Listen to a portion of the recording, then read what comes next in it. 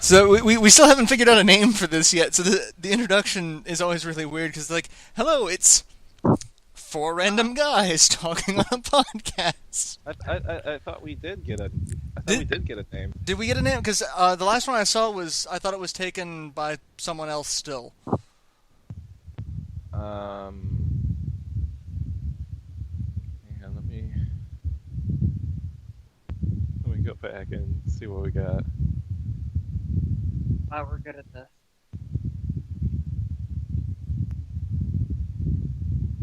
Well, I have to go back before a bunch of.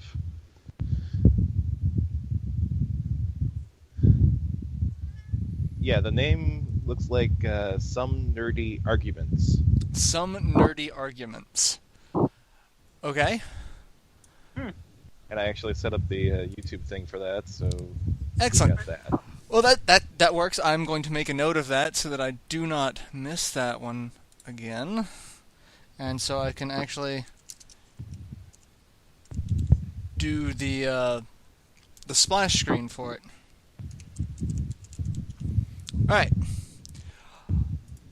Well, we'll go ahead and start then. Hello, ladies and gentlemen. We're back. This time we have a name. Some nerdy arguments, where we do a podcast. It's me, Chris Stollings, MarauderEX, and I'll just let everyone else go around the room and introduce yourself. Scott MacDonald. Daymon Trapold. And I am tired. Now we're having the Death Storm 2016 outside right now. We have like 6 to 8 inches of snow just within our county. I am very glad I live in the South. we get like maybe one seasonal snow, and it lasts for about 2 days, and that's about it.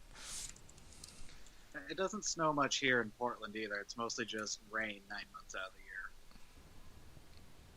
Though we had snow the other day, but we had like a dusting, and then it just turned to freezing rain all day. Yeah, we had a bit of a dusting a couple days ago too, but that also turned a few roads into ice rinks. I think it's funny here in Portland. It's like the snowpocalypse because everything just shuts down when there's like half an inch of snow. I've heard it's like that in the South. Is it like that for you, Chris? Whenever it snows? I was working one day, and there was the possibility of a flurry, and it started about 10 o'clock in the morning, and it didn't stick, it didn't accumulate, and it was very light, like you didn't even see it unless you were actually outside. Any window kind of blocked it, and it shut my town down. The entire Raleigh, Durham, Chapel Hill area became a gridlock. Everyone panicked. Schools let out like 3 hours early. Everyone, like every major highway was a parking lot. It was chaos. And I'm just sitting here going, what? It was terrible. Yeah, it's not quite so bad here, but it hadn't even been sticking the other day yet. People were already leaving their cars on the highway. It's like they literally see a snowflake and they pull over and just stop driving. Yeah.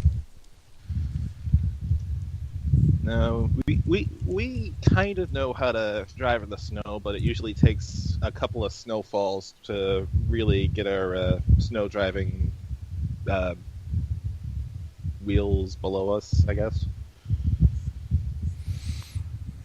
We've already had a couple of major accidents just in the past couple of days. Thursday was a pretty bad one where there were like 40 cars involved. Jesus. That's excessive. Actually, there was a. Let me see if I can pull it up. But there was one one on Thursday. Someone had like a dash cam going on. Let me see if I can try to pull it up for you guys. And you can actually see him and okay, here it is. You can see him and a second guy go into a flatbed trailer. Ouch. Yeah, let me message you guys and send you the video there.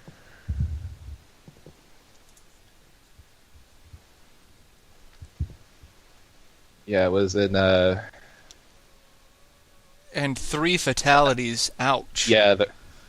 Well, frankly, there were 40 cars there, so the fact that there were Only 3. That's not. Oh.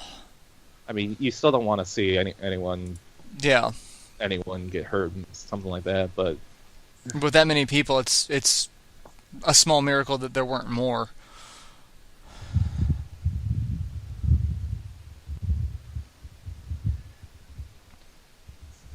So, what are the topics? I was able to research some of the topics, but I missed, I think, 1 or 2 of them. But we had a list of topics for this particular podcast. So,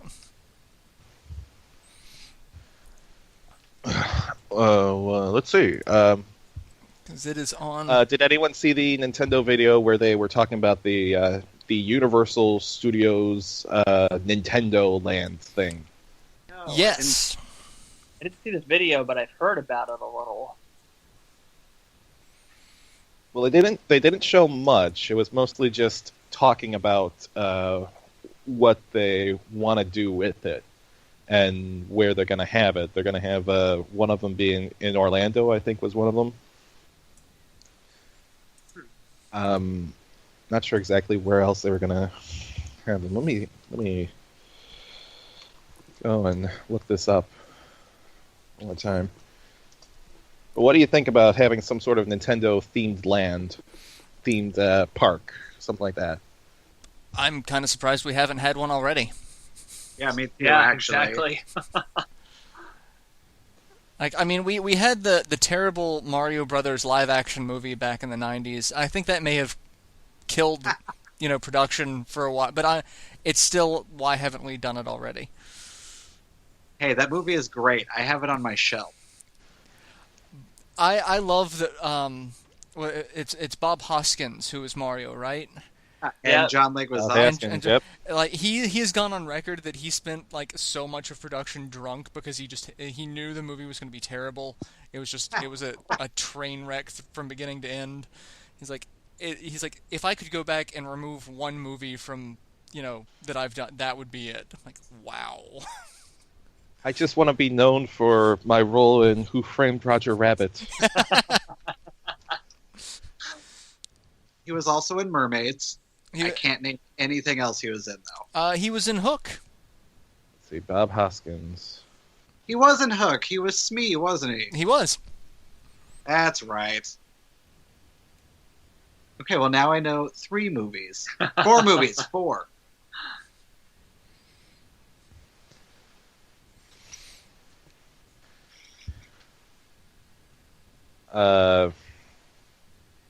He was Odin in Son of the Mask. Did anyone see that? No, because that was Jamie Kennedy, and I could not bring myself to. Looked like he had a role in Snow White and the Huntsman. Really? Yeah. I thought he was dead by then. Yeah, I was like, because I could have swore. That's the thing, like with a lot of celebrities that pass. I'm like, no, they were not alive then. But it just felt like yesterday. Yeah. So the Snow White and the Huntsman came out in 2012. The sequel or prequel to it, Huntsman Winter's War, came out this year. Hoskins unfortunately died in 2014. That's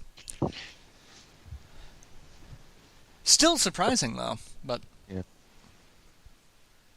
yeah. Anyways, I got a little list of where they're going to have the Nintendo attractions. It's going to be Universal Studios Japan, obviously, Universal Orlando Resort, and Universal Studios Hollywood. Oh, really? Really? Yeah. I've been there before. It's actually pretty fun. I've never been to like a major amusement park uh, like that until this year actually, and we went to Florida to visit some friends, and we ended up spending time at Universal in Florida, mostly hanging out in the Harry Potter section because my wife so is a huge Harry Potter nerd. So I never went to the any of the Universal Studios stuff, but back in high school, the music department went on a field trip to Disney World. You gotta go to Disney World. Our band went to Disneyland. So Just jealous.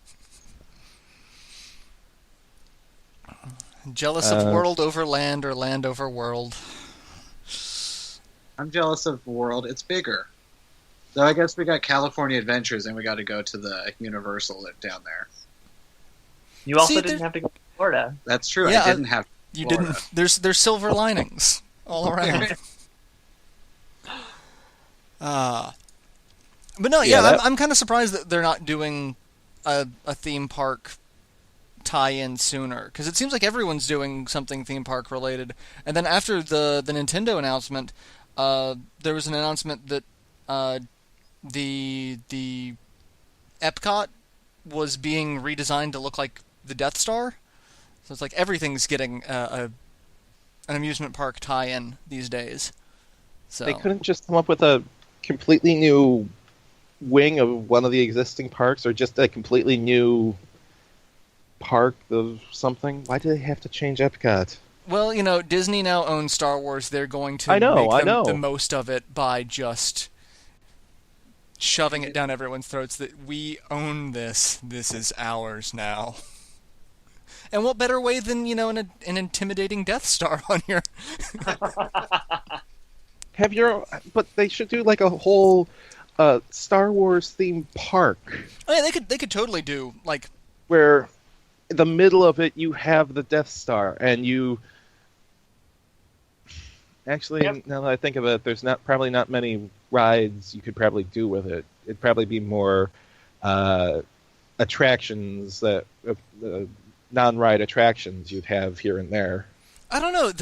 At Universal, they had a bunch of really interesting, like, stereoscopic 3D, like, rides for Harry Potter at Universal, where it's basically you're in a chair that just kind of moves around in, like, on a set, like, indoor track, and everything's just a giant TV. I could see them doing something like that for Star Wars, like piloting an X-Wing or doing the bombing run of the Death Star. They could probably do something actually, like that. What would be really fun is if they did like a ride where you're going through the Death Star, like in Return of the Jedi.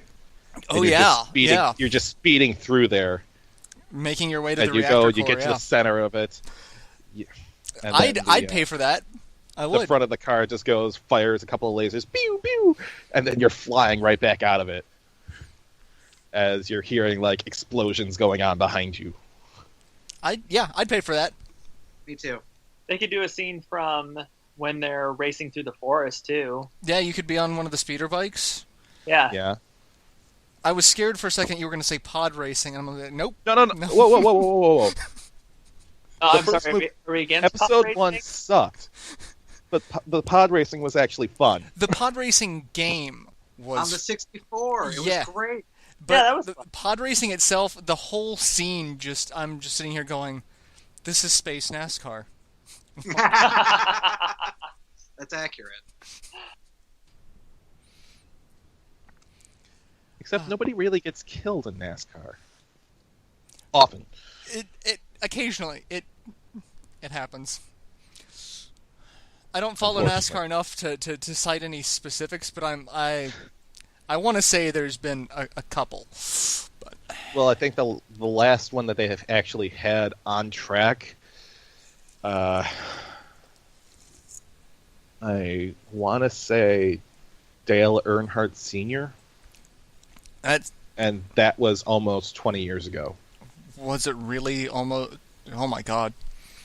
Let me double check. Hard.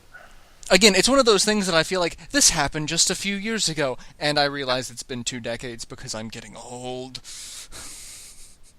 It Yeah. was actually 15 years ago, last lap of the Daytona 500. Wow. Well, I mean, good on NASCAR for not having any fatalities in 15 years. That's given the fact that they're speeding giant pieces of metal several hundred miles around a track. That's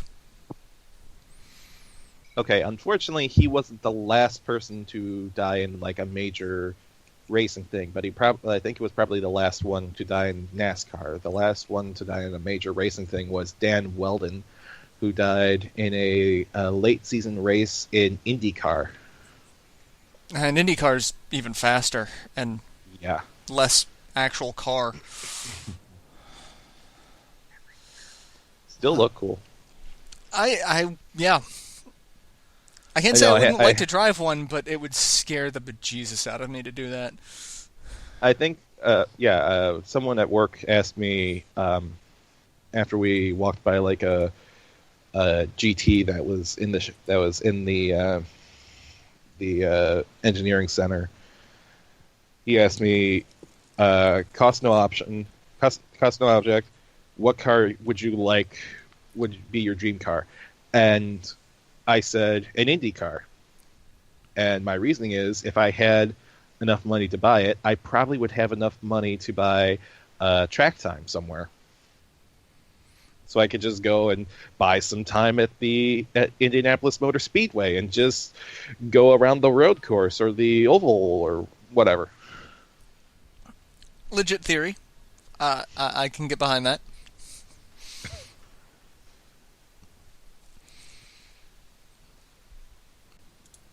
Trying to think, what else would be a good Star Wars ride? Well, see, I keep thinking of, I don't know if any of you have ever played the Star Wars arcade game, like the giant quasi VR style game. I played it at this point probably close to like 2 decades ago, and it had sections from all three of the original trilogy. And so, Okay. like, you were doing the bombing run, but it also had lightsaber fights.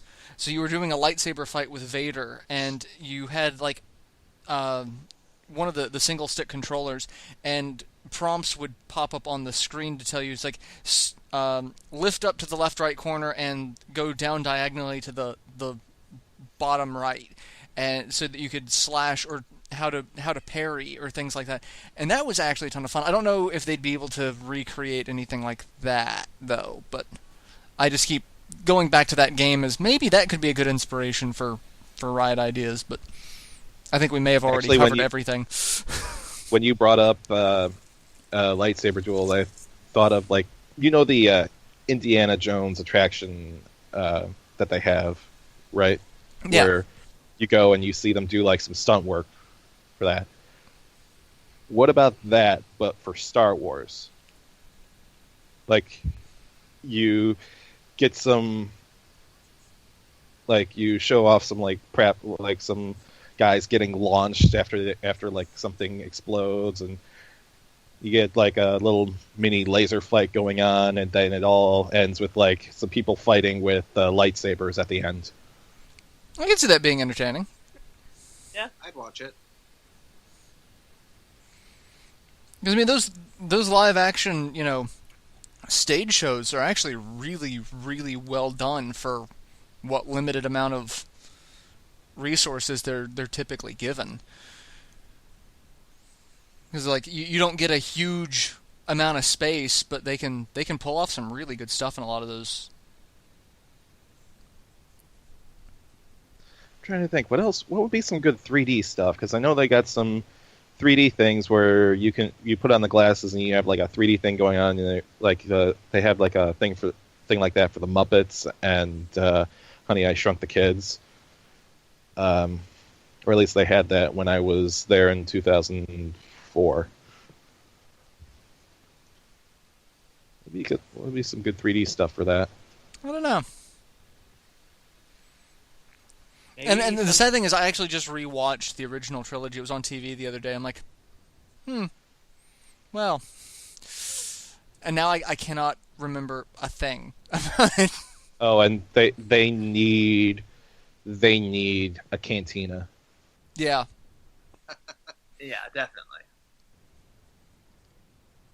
Well, I mean, so going back to the Harry Potter, like the Harry Potter setup, it spans both parks at Universal, and like one side of it is set up to be King's Cross Station, and the Muggle side basically, and Okay. it is so well done. Like all of the park attendees who work that section, they wear like actual King's Cross Station uniforms, and I mean, they put a ton of detail into it, and then you get to the Hogwarts side of things. You actually have to take a train. Like they actually have you ride the Hogwarts Express, and that's a ride in itself because they have you get into a little train car, much like what the train cars look like in the movies, and they have screens that's a movie trip, and that depending on which way you're going, they have a different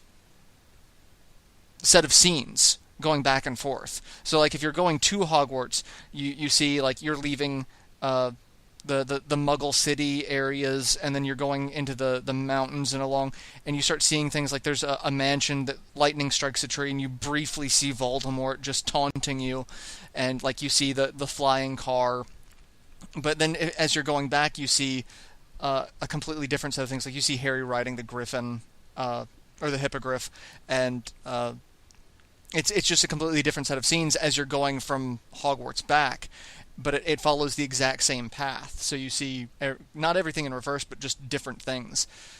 But like the fact that they make a train ride an attraction, it's literally a 3-minute train ride. You spend more time in line for the ride than you do that it takes to actually complete getting from one side of the park to the other. But I find it interesting if they can do that for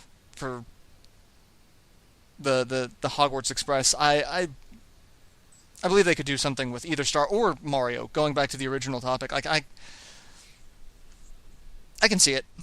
I'm just sitting here like nerding out over the possibilities, all the things they could do now, because I just started thinking of they could make for the Nintendo stuff. They could do a Zelda land, and you could have Octoroks just wandering around, or Ganondorf would just show up, and yeah. Anyway, A someone basic else. Mario Kart go-kart track. Yes. Yeah. Obviously, no jumps or anything like that because lawsuits and all that. But And no still, blue shells. thankfully. Sorry, kids, no items. No Hardcore. items. Fox only. Final Destination. Sure. I'm trying to think. What else? I was trying to think of something for F-Zero. Maybe like an F-Zero roller coaster kind of. Have you ever been to Cedar Point? I have not. Scott, Damon? Nope. Either one? Nope. Okay. They have this one ride called the Gemini. And basically, it's two roller coasters that take off at the same time and sort of race each other to the end. So what I'm thinking is maybe for like an F-Zero thing, you could have it set up where you'd have like 4 different cars set up. They take off at the same time, and they sort of just race each other to the end. What do you think? I could see that. Have the cars modeled after certain things, like one of them modeled after like the Blue Falcon. It is Blue Falcon, right? Yeah. I think so. So I say that, and then I was thinking of like the Hanna-Barbera character. I'm like, no, are they the same? Yeah, they're the same. But yeah, you could have like each one kind of painted differently to model after some of the characters, and just play have like speakers blaring like the F-Zero theme while you're doing it. That could do it. What would dictate who wins? I don't know. Maybe you could adjust like like how fast how fast the cars go off into the first, like into the whatever chute goes out, or you could probably adjust the speed a little bit here and there. Like there would be a minimum speed the car could go for it to go over all the hills, but then but then there would be sort of like a max speed, and you would find like a way to adjust each one of them for each different thing, so it's not the same ride each time. Where you go on at one time and you're like, oh, the car on the left one, maybe I'll go on that one the second time, and then happen the same time. No, you go on it and the car on the left won the first time, but maybe the third car wins the second time, or something like that. I'm sure there could be a way to do that. Yeah, there should be a way to set up to where, a variable win each time. Also, Donkey Kong, a minecart ride. Yes, please. It has to happen. Maybe like a climbing wall too. Oh yeah, they could do like one of those giant climbing walls. Yeah. They certainly have enough to draw from. Yeah, I'm sitting here looking at like collections of games. Like, what does Nintendo have that they could throw out? And it's like, Legend of Zelda, you could have like a ranch where it'd be like either Lon Lon Ranch or Romani Ranch. Romani Ranch, you could actually have skits going on at the same time, like with the ghosts coming in and trying to take the cows. Oh yeah, that'd be neat. You could have like a big castle for either. Actually, interesting idea. A big castle. One half of it would be the Mushroom Kingdom Castle. The other half would be Hyrule Castle. If you can't do more than one castle. I could see that. Or one studio park has Princess Peach's castle. Another studio has Hyrule Castle. And are there any other royalty things within Nintendo? Because I'm trying to figure out if we could have like a third castle somewhere, because they do have it in 3 parks. We've got Palutena, but that's more goddess than royalty. But I mean, it could work. You could have Skyworld at one. I wonder if that's well known enough, though. Well, if they're going for the Japanese park, that would probably be well known enough there, because. Yeah, that's true.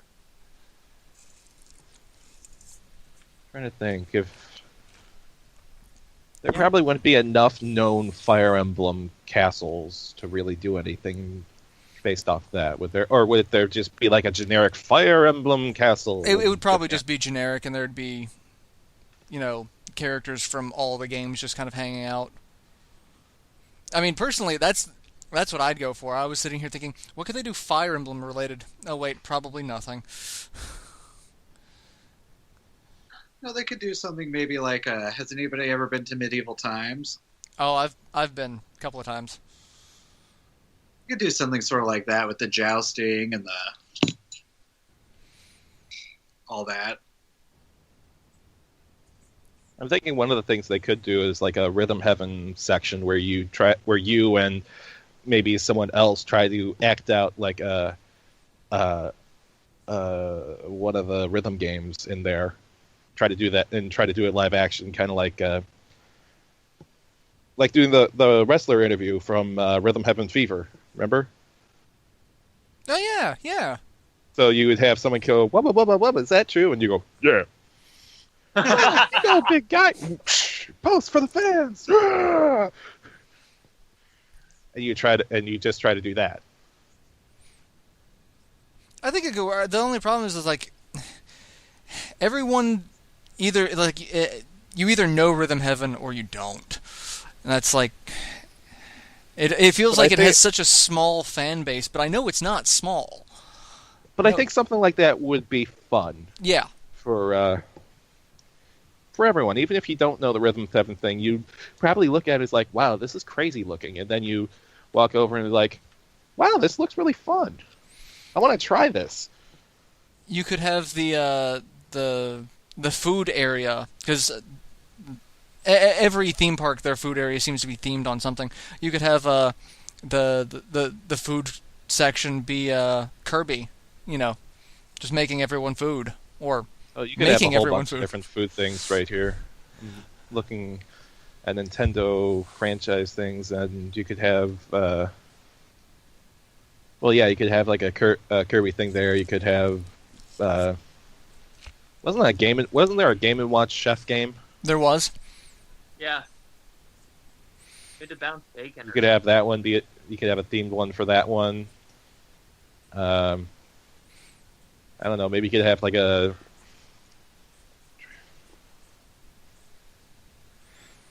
I almost want to say I could see a whole bunch of other one where you get like a cheeseburger in a trash can. No. I was sitting here thinking like banana smoothies for Donkey Kong, but yours takes the cake.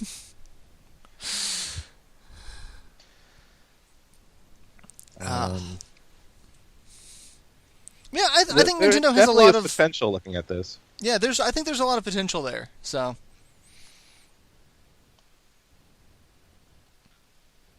Yeah, really excited to be excited to see what that mine ride looks like, though.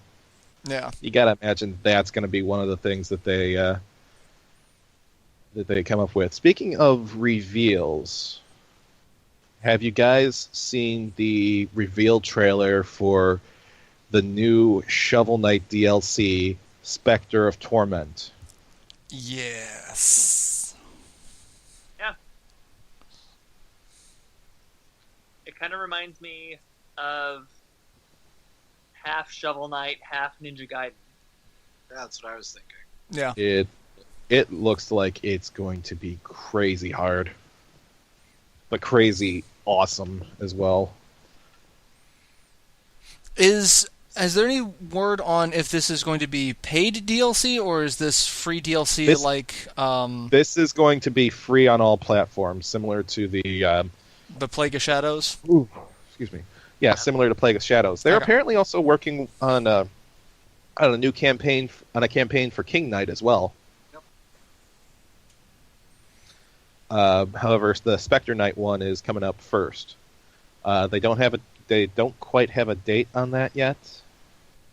However, I'm looking at it from the July one because that's the one where they talk about all the stuff that's going to come when they release the Spectre of Torment updates, and it's going to have like new feats and challenges for the campaign, and it's going to be about getting the Order of No Quarter together. It's going to have different boss. It's going to have.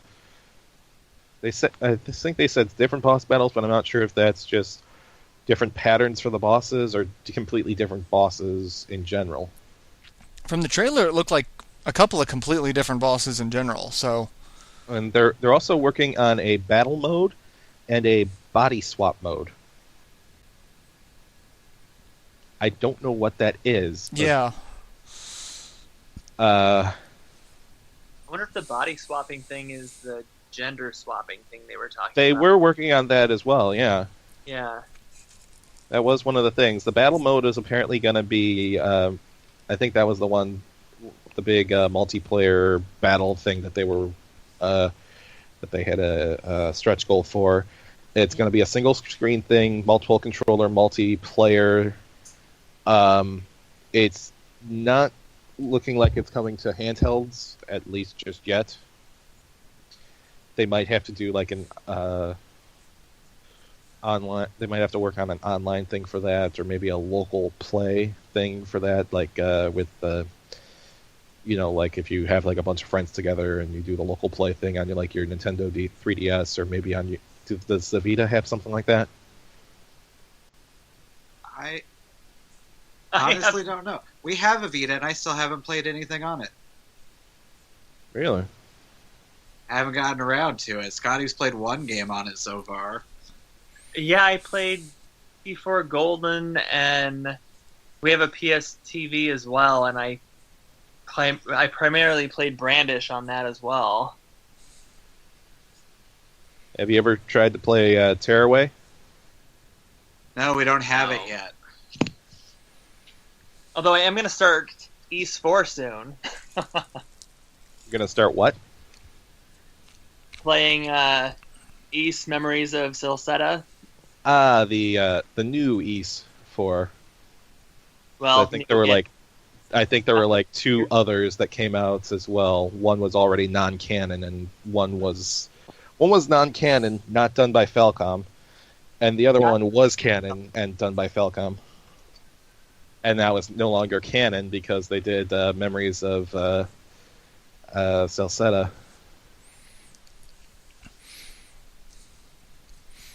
And I'm just sitting here out in the cold as I don't have a Vita or a PS TV.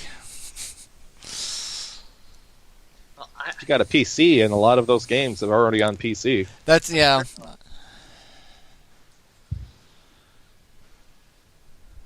I don't know. We haven't had much use for our Vita, I guess. I know a lot of think- people who love the Vita. I couldn't There's justify only dropping the cash on it. We got it a few years ago when I worked at a GameStop, and it was a Black Friday deal. So I mean, I think we only paid like $90 for it. Something like that. It was dirt cheap. Yeah. So I mean, that's really the only reason we bought one. And so far, I think I have 97% of the games that I want for it, and that's like 8 games. Actually, I need to go back on what I said about East 4. There are three East 4 games, as I said. However, only Memories of Salsetta is a Falcom created game. East Mask of the Sun was developed by Advanced Communication and published by Tonkin House. And when it got remade for PS2, it was developed by Arc System Works and published by Taito.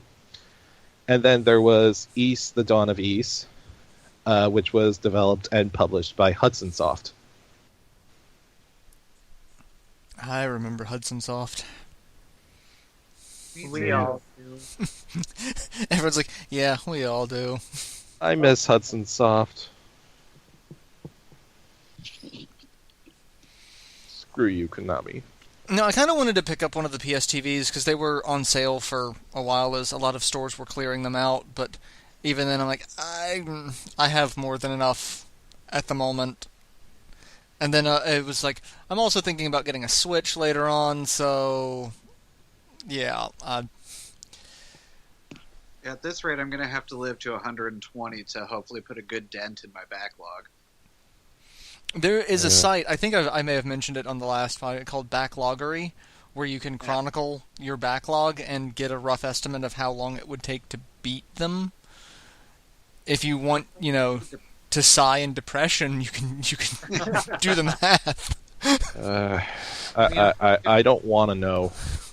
It would take so long just to list all the games. That's one of the reasons why I started doing it, and then I'm like, I could be playing these games instead of doing this. At this point, it's like having books in a bookshelf. You're just getting them because it looks good on your shelf. You don't actually read them. You just like, oh yeah, I own that game. But then if someone asks you about it, it's like,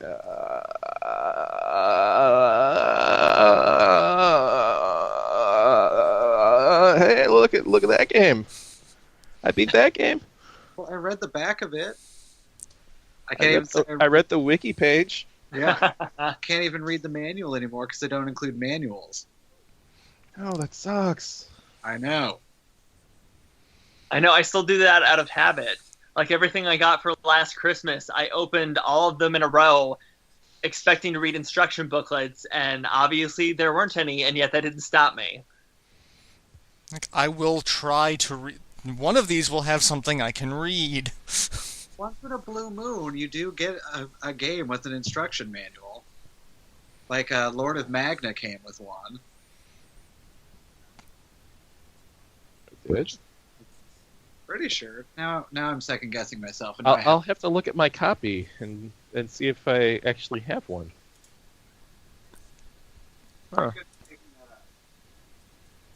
He might be lying. He's looking. Oh, it's got one. Okay. Full color and everything. Oh, it's not like the Arc-Rise Fantasia one where it's got a color cover, but everything else is black and white. Yeah. Oh, that poor game. Oh, now there's a game that should get the not necessarily remade, just relocalized.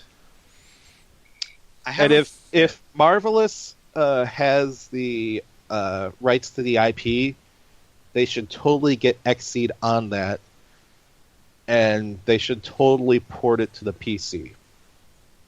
They do a good job. I haven't played the game, but I watched Scotty play it, and that voice acting was horrible. Oh, Yeah. God. Well, the dialogue wasn't necessarily much better either, but the gameplay itself was solid. Well, just the entire presentation of it was just so screwed up by I want to say Ignition Entertainment was the Yeah, it was. Yeah, they're the not. group that did that. Their other games aren't super great either. I mean, I played the Muramasa the Demon Blade when they published the Wii version of it, and I don't recall having many issues with it, or with many issues with the dialogue. I think they just kept whatever sort of Japanese dub they had on there. I don't recall having issues with any of the text in there. I recall it being a confusing mess, but that was also like a decade ago, so... Yeah, I think they also did. What was it called? Lux Pain on the DS, and that had a whole bunch of translation errors. And what's that one you got me? Flying around Nostalgia. They didn't do a great job on the translation on that either. I like that game. Oh, I loved it, but there's some weird. I remember there being like weird errors in it, and the grammar and stuff. Common denominator there is Ignition. Yeah. I like that someone 6 years ago decided to create a sort of a, I don't want to say a montage, but sort of like a countdown sort of thing of the bad dubbing for Arc-Rise Fantasia, and called it Voice Acting Masterclass. And it's just ridiculous. If you want bad voice acting, look up clips from Chaos Wars. Physically could not play the game because the voice acting was so bad. I can top everything. No, listen to it from Chaos Wars on the PlayStation 2. It is just so bad. I couldn't play the game. There is not a lot of voice acting to it, but the voice acting that is there is some of the worst voice acting ever recorded by humankind. It's the voice acting for Shining Force 3 Scenario 1 for the US release. Oh, on the Saturn? On the Saturn. Oh God, I can only imagine. I haven't heard that. Now I gotta look that up. It gets thrown out all the time. There are two in particular that get cited. There's a character named Noon, who is a magic user, who one of his abilities is an ice spell that every time he casts it, it's now fare my Arctic Blast. Okay, but I'm willing to give games in the mid-90s a bit of a pass. Because technology wasn't to the point where you could do as many runs as you want. This is true. Without having to pay, through the butt, really. I said, there's not a lot of voice acting to it, but it's one of those, what little they did was just... And, the main character, because the Shining games the main character is the silent protagonist, they don't have voice lines for him, except for one where he summons a phoenix. And it's oh my god, so bad. So bad. Well, again, I would give it a pass simply because of the time it came out in. I mean, Arc-Rise Fantasia, when it came over, it was 2010, I believe. 2009, 2010, I'm not sure which one. The timing of that makes it inexcusable. Like, the technology has increased. You should not be allowed to release it like this. Exactly. Okay, well, I've only played like the first couple hours of Arc-Rise Fantasia. All I remember is that it wants to be Final Fantasy VII, and that's I- where I kind of stopped. I made it about a third of the way, and then I cannot take any more of the voice acting at that point. I think I was about 5 hours from the ending, actually, and I stopped because of the difficulty spikes with the bosses. I mean, I reached a point where I was fighting this necromancer guy, and I was just obliterated every time I tried. It was just remarkable. And Okay. I mean, Sorry. aside from that, I actually enjoyed the game a lot more than other people, I think. I mean, the voice acting is bad, yes, but I don't know. I enjoyed the game. I love the gameplay of it. Yeah, there were some spikes in it, but I thoroughly enjoyed the gameplay. To me, it was like a more strategic Tales of game. Yeah, I can see that.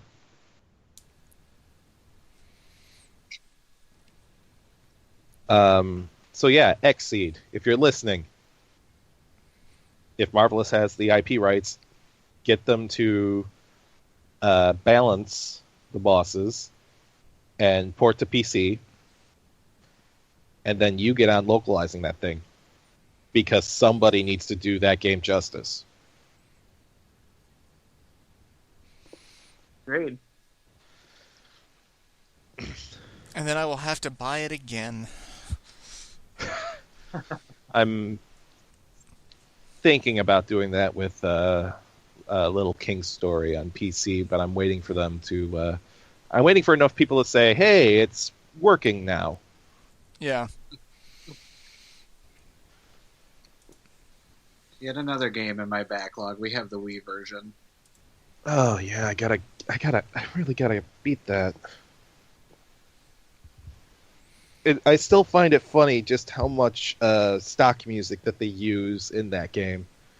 Like when you turn it on and it's just doing like actually I don't know if it's a cappella, but they do like a version of Bolero during the intro when it's doing its opening story thing about how the kid finds the crown and becomes the king of this land in the most ridiculous way possible. And then you go to sit on your crown, and it's doing the ending to Pomp and Circumstance. Oh, And then when you go and you walk around your town, it's sort of doing like a little bouncy little ode to joy thing going on. Dun, dun, dun, dun, dun, dun, dun, dun, dun, dun, dun, dun. I suppose it's safe only if you use public domain songs. Oh, it's amazing how much public domain they use in that. I showed it to my brother, who's a music teacher, and he laughed about as much as I did the first time I played it. well, if I recall, isn't it partially developed by Sting, and they were a tiny little group. Yeah, So yeah, it was. yeah, I guess I could see that.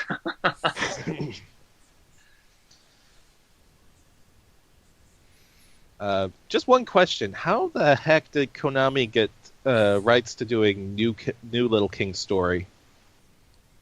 Because this was a Marvelous game, or at least a Marvelous owned game. Yeah, no idea. Yeah.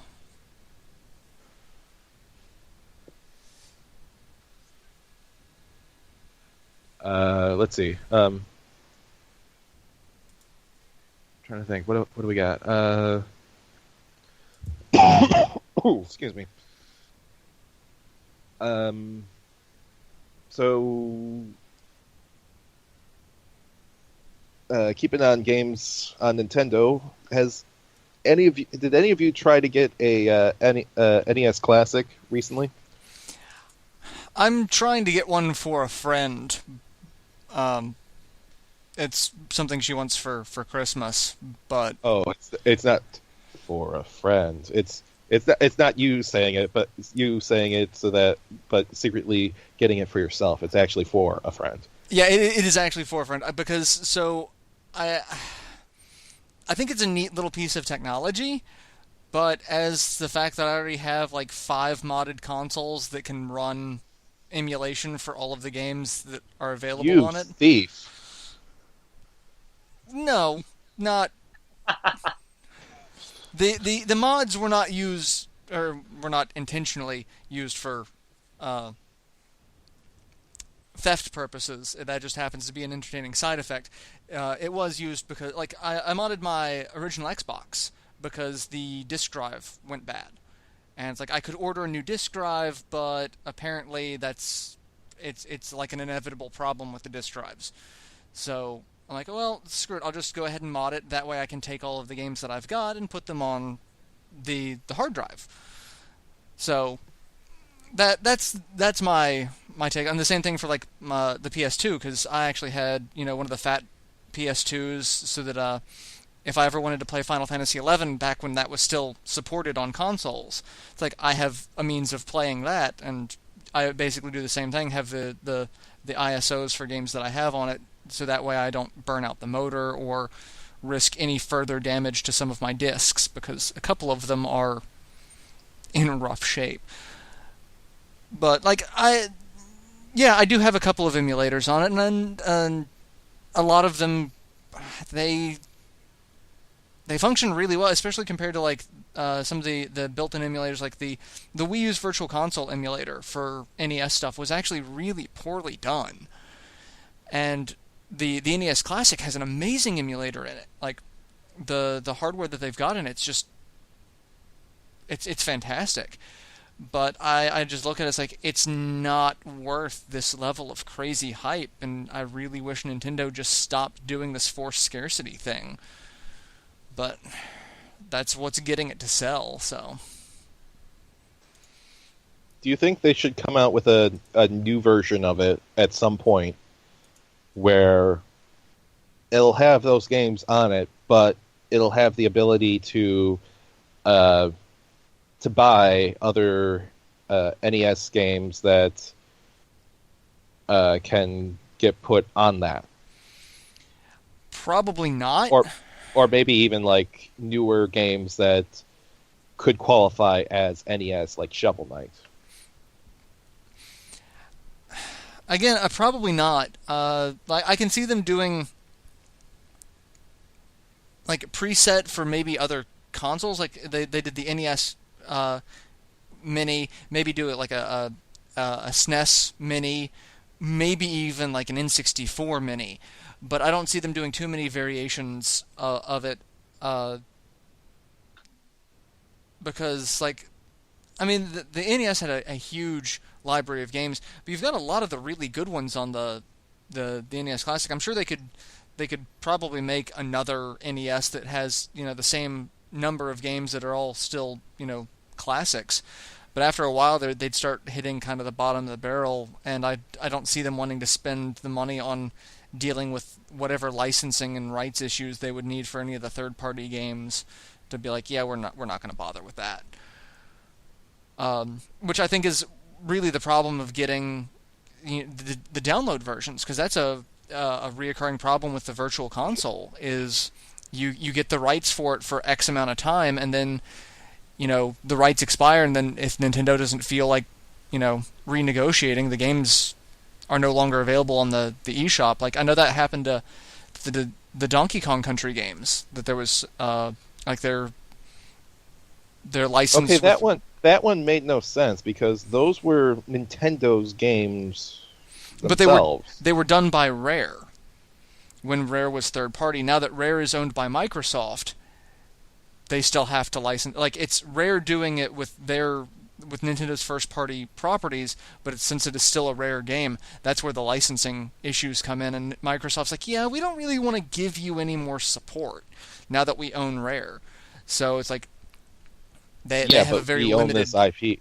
Yeah, it's like, and for any of the other Donkey Kong games that Nintendo did themselves, as long as Rare didn't do it, those aren't too much of an issue. But that's why the newer Donkey Kong Country games were done by, what is it? Retro. Retro? Yeah. So like they do it in the Rare style, but it's licensing issues when it comes to games like that, because it's not just the assets, but it's also the code is the big thing. And as far as I know, the code is still owned by Rare, and Rare is now owned by Microsoft. So it's like it's this huge. It's a pissing match, is what it is. And I thought the Harvest Moon thing was complicated. Yeah. But and then that's one of the things that I think is an issue, is that they don't want to fight with the rights for a lot of the games. But I can see them doing more the classics for some of the older stuff. But more than likely, if any of the Switch rumors are true, with like the GameCube library being part of the Virtual Console for it, I can see them just kind of doubling down on the Virtual Console for the Switch and just aiming for that instead of more the clone consoles. Why wasn't the GameCube on Virtual Console for Wii U? Was there a problem with the emulator? I honestly don't know. I always wondered that myself too, and I never found anything out about it either. I mean, I'm I'm also not wondering why there haven't been any sort of, other than the Ambassador Club, why there hasn't been any sort of GBA games coming to the new Nintendo 3DS, similar to the Super Nintendo games that come on there. Yeah. I mean, Nintendo's in kind of a weird flux right now, because it's like everyone on the outside says, "Oh yeah, the Switch is gonna either replace the." I mean, everyone pretty much believes it's gonna replace the Wii U, but they're like, "Oh, well, it's not gonna replace the 3DS." But there's also a lot of questions of why would you have two handhelds going at the same time, and things like that. And Well, it should be something that's marketed as a home console you can take on the go, yeah. because that's literally what it is. Yeah. But that's the problem. It's like, how much of that on the go is going to eat into their 3DS market share, though? And I think that's what they're doing. I think they're just being very, very cautious about it and just taking everything very slowly to not screw up again, because they know the gaming community has very little confidence in them at the moment. Well, I think one of the things that people that they need to remember is that the 3DS is still going to be a different thing than what the Switch is going to be. The Switch is going to be is still, again, home console, single screen. 3DS is a dual screen thing, and yeah, it has some 3D things. Whatever. It's still it's got some dual. 3D. It's a dual screen console. That's why it still has the DS moniker in there. Yeah, I get it, because there are a lot of things they could do differently with the DS line because of having the two screens. But one of the things about the DS that was one of the big selling points was the touchscreen functionality. And if the Switch has touchscreen functionality, then I don't think it'll have it. I don't know. There's reports going on both sides, so it's like I gotta wait and see what they're gonna do with it, because I'm not sure if it really makes sense to have touchscreen functionality on there, though. I mean, we talked about it on the last time. Yeah, I think it'll muddy it up. And I think I was the one who brought it up. But Yeah. the more we talked about it, it's like, it doesn't really make sense for it to be touchscrreen. Especially with all of the different controller inputs, like. Yeah. So, I don't know. Like I said, I think Nintendo's really just being very cautious. But I don't know why the GameCube was not on the Wii or Wii U Virtual Console, because I mean, the Wii is basically a GameCube. It has I think that's why it wasn't on that Virtual Console. Yeah. And I think they were having there was like some storage caps for certain games, or maybe that was just what they were having for third-party developers on WiiWare, so they wouldn't just like plop games on there. Yeah. Um, or maybe there was just an issue where they just didn't have enough. They just couldn't get certain N64 games on there because there really weren't a lot of N64 games on the Wii Virtual Console, and it seems like there's less on the Wii U Virtual Console. Well, N64 emulation is a pain. It's like I'd imagine Nintendo would be a lot better at it than you know, random people on the internet, but I've never had a fun time trying to emulate. Like, that's one of the consoles. Like, I will still collect the games for it in physical copies because trying to emulate these are just a nightmare. There's always some sort of graphical or audio glitch that goes with it. Like trying to play Star Fox 64 and the cursor never shows up, or certain layers of polygons don't show up, or the audio doesn't work. Or like one of the first games I ever tried to play was Ogre Battle 64, and the colors don't match properly. It's like, Wait, is that on the Wii or is that on just like a random emulator that you got? that's on just any emulator, because how people took emulation online for it was you have the base emulator, but then you had to have plugins because the N64 hardware was not very well documented for how it was programmed. And so people like, well, you have to use this program or this emulator and this plugin combination to get this specific game working, and this may not work for any other game. And from what I've noticed about Nintendo's emulator for it, it's their emulator is better, especially for Ogre Battle.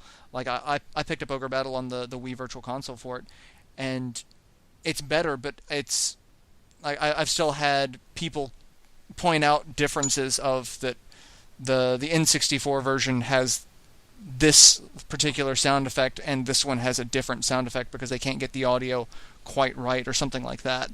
So I don't. I know I know it's something where they weren't really thinking ahead like that when they were developing these things for beforehand. Like, no, we better save this. Wait, why was I trying to make them Russian? Okay, you're like, we better save this code for later on because we might want to make it digital later and with a later console. They weren't thinking about that. Oh no. Obviously. That was the furthest thing from their minds. But it seems like one of those things where it still seems like one of those things you should be able to look back on and be able to see, okay, this is how we do this for something like that. This is how we can make this work. Yeah, I mean, I guess everything sounds and looks right. I don't know enough about programming to know why it doesn't work that way. Because if it worked that way, things would be so much neater. But guys, we need a seance because we need to talk to Iwata.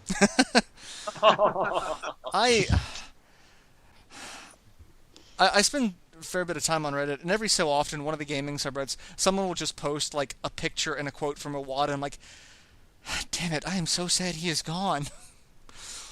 Like, because it's always like his quote about on his business card he says he's a president, but in his heart he's a gamer. That quote, I'm like, that gets me every time. On my business card, I am CEO. In my head, I am a programmer. In my heart, I am a gamer. I believe that's how the quote goes. Yeah. And it was in one of his keynote speeches for the game development conference, I think. Yeah. And I think he actually had like a cold that day because his timbre was a bit deeper than it usually was. He was one of those people that you could actually tell actually really enjoyed games in the gaming industry. He was a very unique business leader for for pretty much any company, but specifically for gaming, because I mean, there aren't really many out there where they'll do a big they'll probably do like a big presentation for a board meeting, and then the next day they'll come and work with the programmers and actually read the code and program the code with them down on the ground floor. Yeah. It's definitely going to be a different landscape without.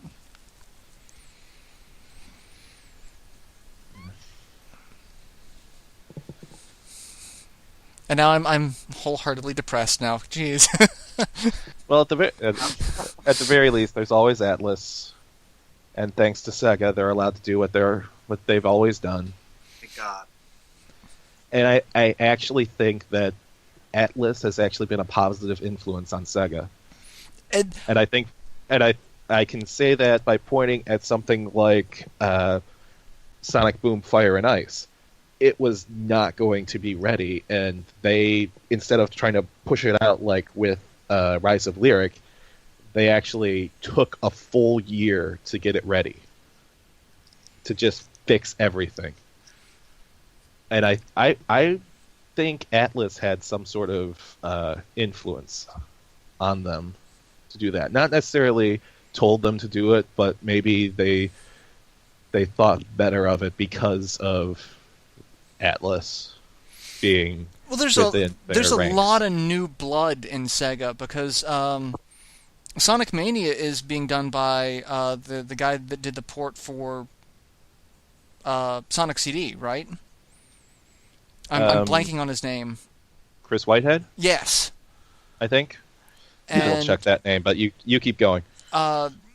and you've got people like that doing like these passion projects for Sega, and then you've got Atlas now in the mix. That Atlas is a passion project. Everything they do is like, we're going to do this because we love it. It may not be fast. It like there will probably be delays. It might be frustrating for the fans, but the end product is always going to be well worth it.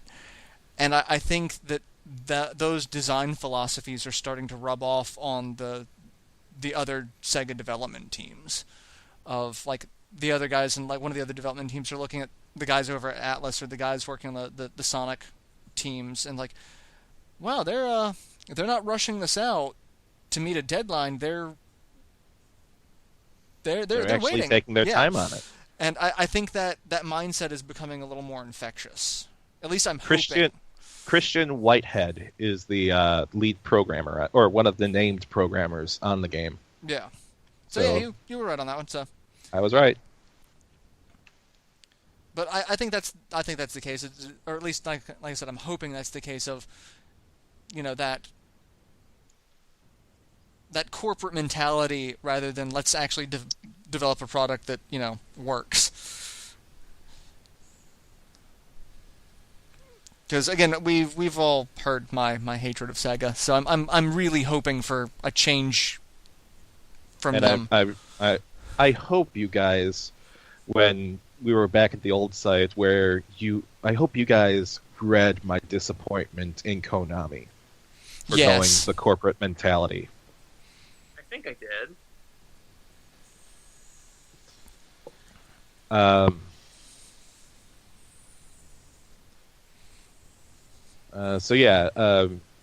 Sort of getting back to the 3DS and the whole dual screen thing, well, actually sort of connecting it into another thing that I want to talk about.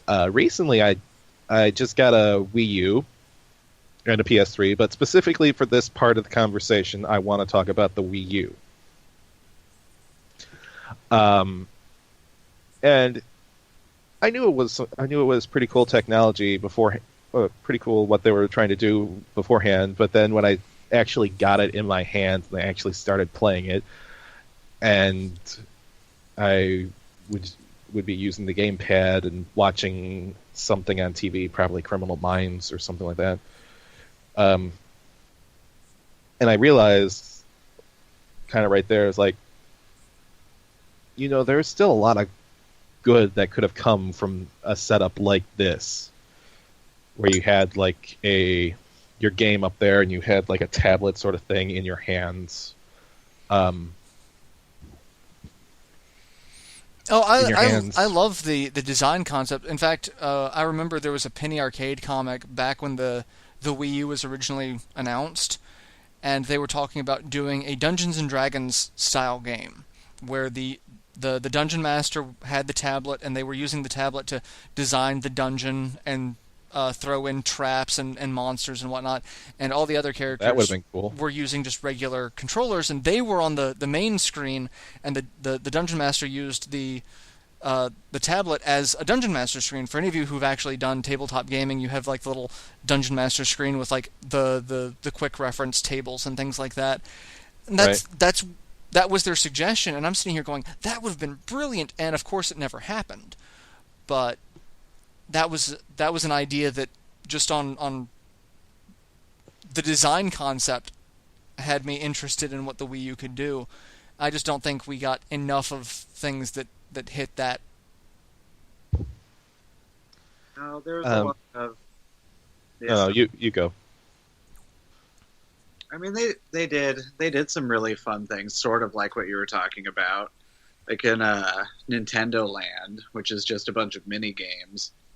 On a bunch of them, one player controls what's on the gamepad, and everybody else can only see what's on the TV, like the Mario Chase and the Luigi's Mansion. Yeah. Which was fun, but they never took it further than that. Yeah. It's like they teased us with what it could have done, and then just never did it. They did that a lot during the 2011 presentation. They teased a lot of that stuff, but never really went through with a bunch of it. The only thing there were only a couple of things I look back on and was like, okay, that actually made it to the console. Like the new Super Mario Bros. U, although that was actually announced by Iwata minutes after they showed the trailer. And then showing off how you could actually play the game on your console, on your gamepad, sorry, off the TV. That actually made it in. The Othello game that they were playing in the middle of that never made it on. The calling thing, that made it on. But the using your gamepad to I don't know, spot your golf ball for like a Wii Sports thing, that never made it. That thing where they were showing like them spying on like Mii's of Reggie and Iwata and Miyamoto, I don't think that ever made it anywhere. There were a couple of demos I think that were on the floor that year that never actually made it anywhere. It was like a rhythm demo where you had to, there was like cannonballs getting shot at you, and you either had to hold the gamepad up and block them or dodge them or whatever. I don't remember exactly what it was, but I don't think that ever made it on there for anything. Wasn't there one with robots or something too? Oh yeah, there was a robot thing. I don't know what happened to it. Yeah. There was also a Project Guard, which ended up turning into Star Fox Guard. I remember that. Yeah. That one actually turned into something, but Project Robot never actually became anything. Although I thought they were still working on it, but that may have been like a year ago, too. I don't think it was ever officially canceled. Well, let's see. I'm just glad we got TMS. Honestly, TMS. Tokyo Mirage Sessions. Oh yeah. The most ridiculous name ever. Tokyo Mirage Sessions. Sharp. I always like to do hashtag Tokyo Mirage Sessions. It's a really good game. It's just it has an insane name. See, I haven't picked it up because a lot of people who picked it up, like, you're either going to really like it or really hate it, and since I like the Fire Emblem games more than the Shin Megami games, like, you're probably going to hate it. So I'm like, okay, I'll hold off on it. And I was planning on getting Breath of the Wild on the Wii U, but now with the Switch, I'm like, you know what, screw it. I'm going to invest in the Switch. So it's like, I've got space in my collection for another Wii U game. It's like, sure, go ahead. I'll go ahead and pick it up. So I'll probably pick it up by the end of the year. But I'm like, I haven't got it yet, and a lot of my subscribers got on my case about it. They're like, why aren't you picking this up? You have a Wii U. It's like one of 5 good Wii U games. I'm like, I just can't. It seems so weird. I got it, It's but I'll stunning. talk about it in just a sec. Project Giant Robot was the other one. So far, nothing has been said about any sort of cancellation or anything like that. Just says it's still upcoming. All right then. Well then. Well, you never know. Yeah. Anyways, Tokyo Mirage Sessions. Oh, I mean, it's definitely more Persona than it is Fire Emblem, but I mean, it has some really neat features from the Fire Emblem, like you can change your class, and your Mirage, which is honestly your Persona, is based on a Fire Emblem character, and you can do like weapon upgrades like you could in the games and stuff like that. I mean, it's a goofy game. The storyline is definitely not serious. I mean, that whole pop idol thing, and Yeah. but I mean, it's a stunningly beautiful game, and the gameplay, even though I know a lot of people said it's as repetitive as any RPG is, I really like it, so I think you should give it a try. I mean, it's definitely, if you're expecting anything Fire Emblem, it's not. Yeah. Like, just not. It's also not as, I But want to it's- say, obtuse as SMT games can appear to be. I mean, it's definitely not like playing Nocturne or Digital Devil Saga. No, it's definitely more. It's like Persona, but happy and bubbly. Which seems so out of place given the Persona games. Well, and you would think so, but I don't know. I mean, it makes me snort sometimes because it's so cheesy, but it's part of the charm. It's cheesy, but it also feels kind of earnest at the same time too. Yeah, it's hard to it's- fault it. It's a solid game. I mean, I haven't played a lot on the Wii U, but I'd say it's one of the best things I've played on the Wii U. Okay. Question though, because one of the things that I wrote about on the old site was that they were doing this in a way where it could possibly lead to an actual franchise, an actual series or franchise coming out of it, kind of like Kingdom Hearts. Was it created like that? I mean, I haven't finished it yet, so I can't. I mean, obviously, everything is not going to lead back to Sora, but do you think that there is potential for, like a series of that could come from it? I think so. I mean, honestly, if they made more of these games instead of SMT, it's TMS, I'd play more TMS. I mean, Scotty and I were talking as I was playing it, and I could see them making more like it. Kind of refining a few things here and there, and Putting more Fire Emblem in. putting a little As more lo- Fire Emblem in. As long as they don't put it in a place like Pittsburgh. I don't want to play PMS. Oh, no, you do not. But could they do it still with the way that they set it up, where it's teenagers, teenagers, I guess, people being pop idols, and they're what is it, mirages, personas? What are they called in this game? They call them mirages, and it's Okay. essentially the same thing as a persona. Would the mirages then would they have it where the Mirages would still be Fire Emblem characters if they did more of these, or would they have to go with a different Nintendo-themed franchise? Oh no, they could totally do. I mean, the Mirages that they pick outside of Crom and I never know how to say her name. Tarja. I think it's Tharja. Yeah, Tharja? I always say Tharja. Okay, so Tharja. Outside of Crom and Tharja, the other ones aren't well known. They're all from Shadow Dragon from the first one, which is a really odd choice to me. So I mean, they have a lot. Well, that's not bad. That's not a bad choice. I mean, if you're gonna go first in the new potential series, go with a lot of the original guys. I mean, that's not a bad choice. I don't know. I think for our shores, going with Ike would have been better, or Ellawood, or any of the better known characters here. I would think. You got a problem with Marth? Everyone has a problem with Marth. Hey! Put it on Shadow Dragon.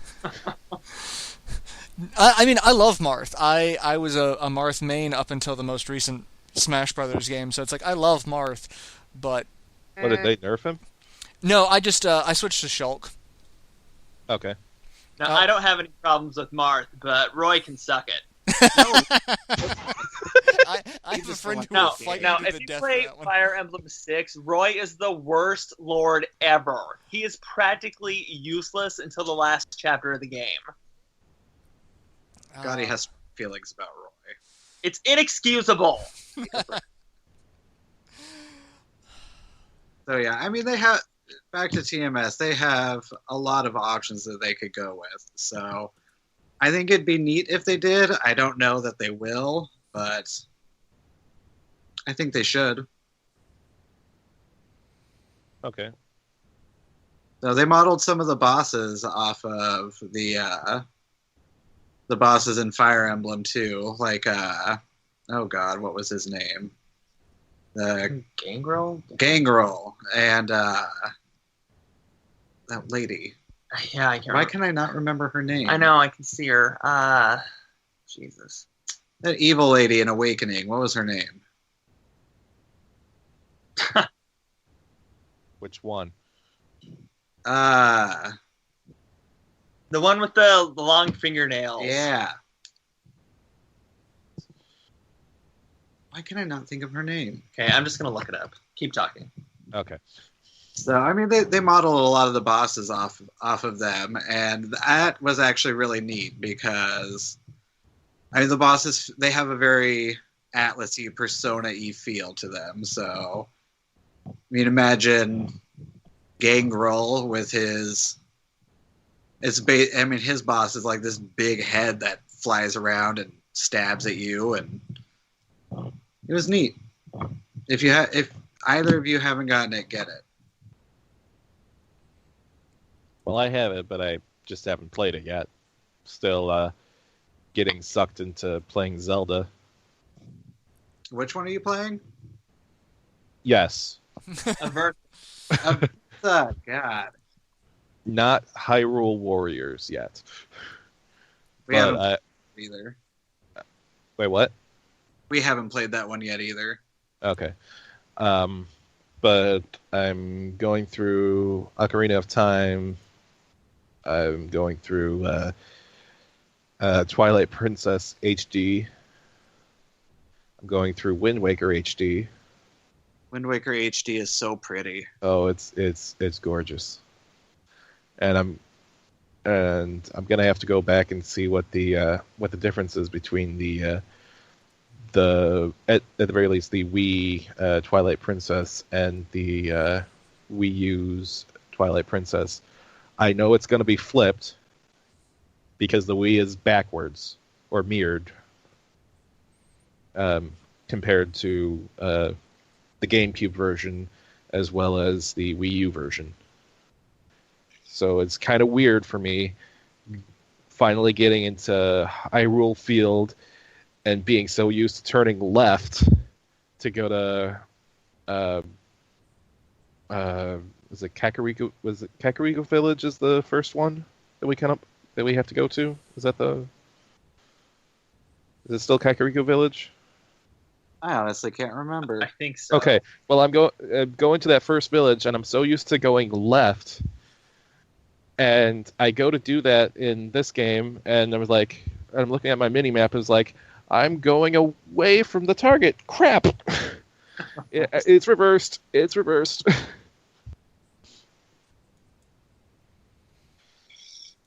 Or just going down in that village, and you're like, I'm going left. I'm going into the river right now. Oops.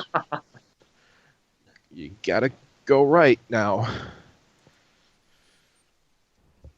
See, I thought they just flipped Link, that he was left and right-handed. I didn't realize they flipped everything. They flipped everything. I think that was the only way they could get away with. They could actually get Link to be right-handed was to just go mirror mode on the entire game. That's freaky.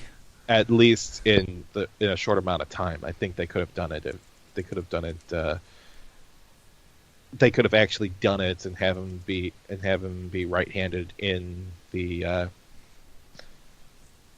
normal view of the game if they had taken the time. But I think they wanted to rush it out and get it out for the Wii launch, and that's why the entire game is flipped.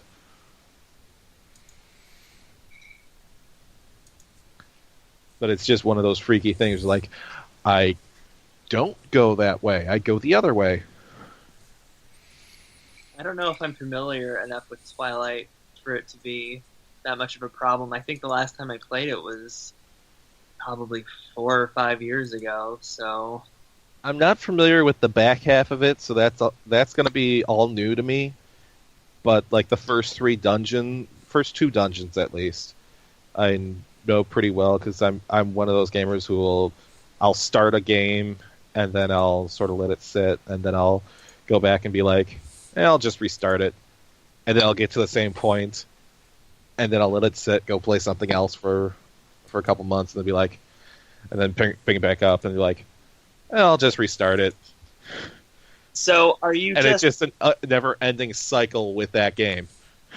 So are you just about as bad with endings as I am? Because I have a habit of playing games all the way up till about the last hour of the game, and then I stop for 5 years. He literally. I usually plow through the ending, and it's usually late at night when I do it. Because it's like, I'm getting close to the ending. I can feel this game ending soon. And it's like 7 o'clock when I started. I was like, I can do this. And then I look at the clock when I finally end. I was like, it's 3 o'clock. How did I do that? Actually, the last game where I stayed up all night trying to beat it and still couldn't beat it by the time I went to bed was the last story.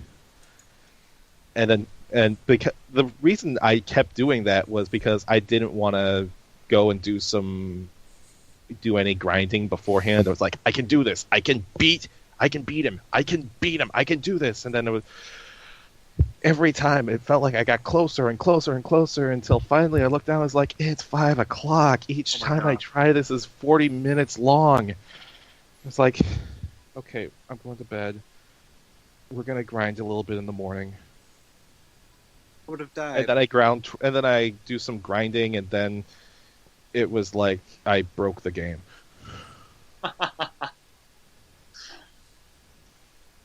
Is it terrible that we still haven't played that game? You haven't played that game? We haven't played any. We still haven't played Xenoblade. Nope. We've only played the opening of Pandora's Tower. To be fair, I haven't played Xenoblade because I had a friend spoil sections of it for me, and so I'm waiting till I forget enough of it so that I can play it, and that it's like.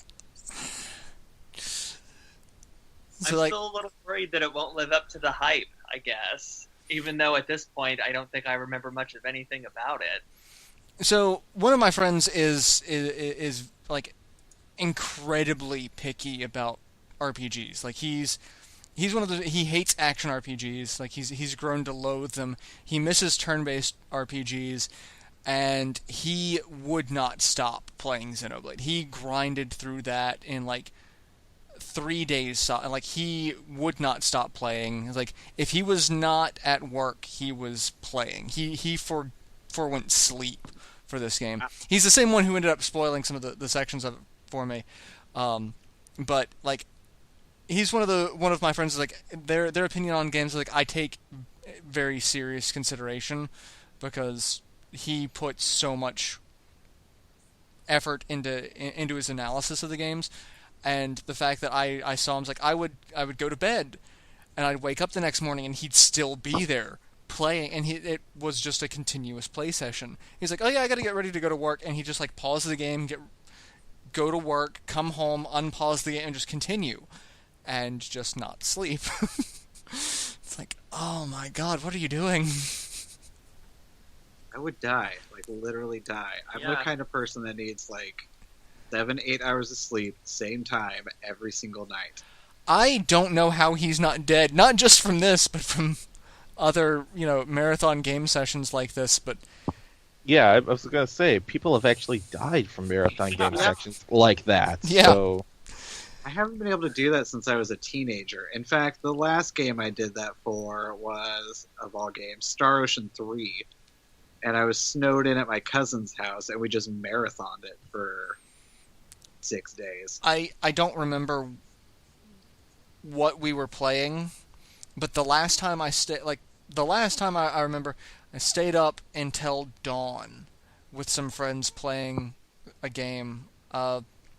My wife had gone out of town for something, so my friends were keeping me company, just hanging out the entire weekend. And like that night, like we got a game and we marathoned it till like dawn. And I'm like, I remember seeing the sunrise, and I'm going, oh crap, I should go sleep. And then I remember waking up after sleeping for like 8 hours thinking, I am too old for this. I'm never doing this again. Please put me out of my misery it was, like, I hit that stage of, okay, I'm old, not doing this anymore.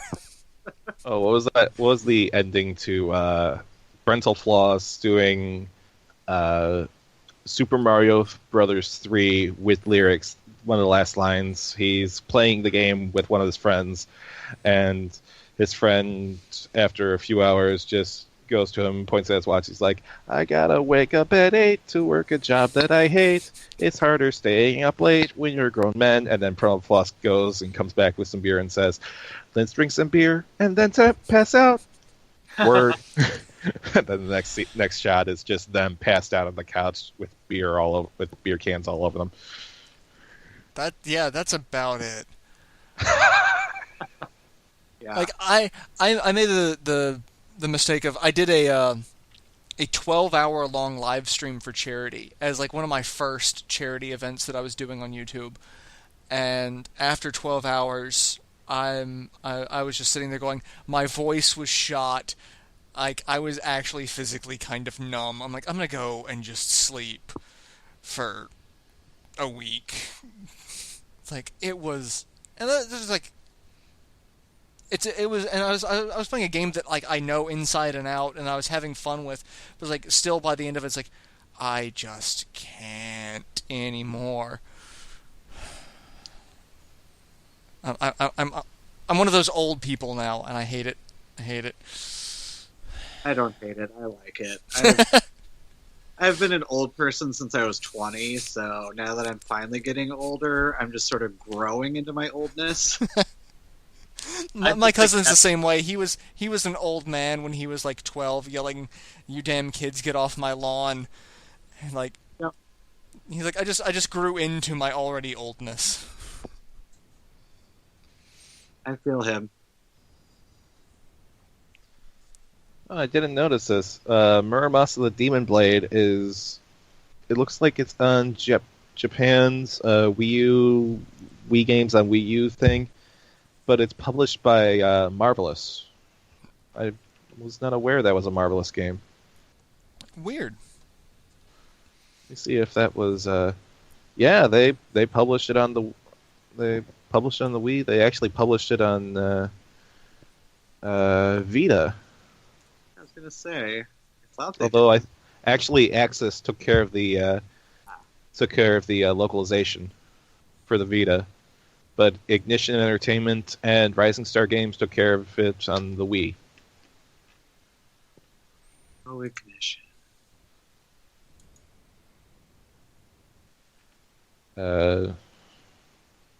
Wait, what were we talking about before I brought up the Brundle Plus thing? I honestly don't remember. Are we just talking about staying up late to play games? I think so. Okay, yeah. Yet another symptom of being old. Memory loss. Yep. Also a symptom of you've had too many concussions. Or at least one too many concussions is too many. Yeah, usually I try not to stay up. I definitely try not to stay up that late at all because, gotta work, gotta get up and work. And so usually if I'm up late and I'm playing and I feel like I'm getting close to him, it's like, okay, I gotta stop. I gotta stop. Maybe a little bit longer. What time is it? What time is it? I gotta stop. And then just if it's like on my 3DS, I just like close it up. It's like, okay, stop. I'm going to bed. No more. Well, it's like going back to talking about the Wii U functionality. That's one thing that I actually would do is like I'd be sitting there playing. I was playing Hyrule Warriors, and like my wife's like, you should probably get some sleep. So, yeah, I probably should. I go like my game room is actually just right underneath our bedroom, so it's like the distance between the transmission for the tablets actually it works in upstairs in the bedroom. So I'm like, okay, and I just walk upstairs with the tablet. I lay in bed. I'm sitting there, and she's just looking at me like, this is not what I meant. You should probably actually sleep. I'm just sitting there playing Hyrule Warriors for another couple hours. Like,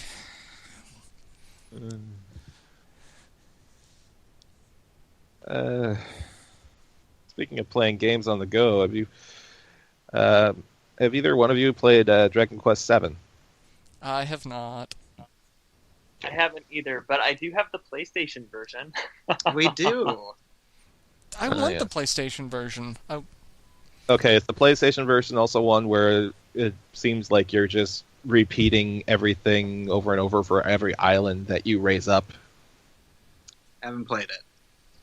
You haven't played it. No. The It's PlayStation one of, version. like 3 million games that we own and have never touched. Okay. Well, I got it from my... Again, you have a bunch of video games that smell of rich plastic. Yep. yeah, rich plastic. Their glorious spines on display for people to ooh and ah.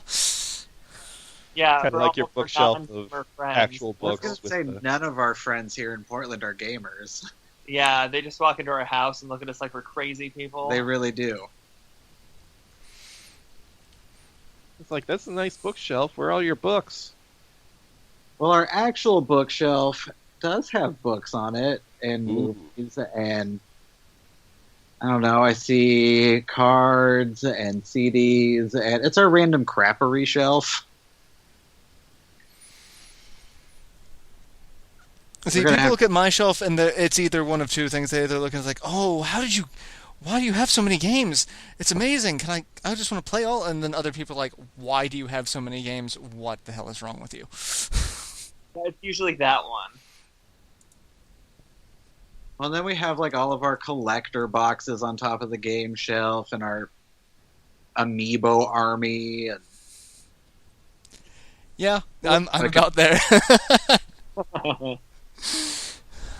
When I initially started buying a couple of those, it was me like, what I am gonna do is just get a couple from series that I want to support. So it's like Shulk, Lucina, Marth, Shovel Knight, and then be like, okay, I'm gonna get those, and that's it. And then they shut off the Yoshi Yard one. It was like, I gotta get that one too, and I got that one. And it was like, yeah, we got all 3 of the colored ones. I just stopped at the green one. At that one, I just need the one. Yoshi. Yeah, I wish we could find the Mega one. Oh, the Mega one, that would be awesome to have. And then it was like, hey, we can grab Toon Link. Okay, we can grab Lucas. Oh, hey, there's this Kirby one we don't have. Oh, hey, there's a Jigglypuff. Oh, hey, it's the 8-bit Link. I'm going to Yep. get that one too. Oh, hey, it's Twilight Princess with Wolf Link. Yeah. No.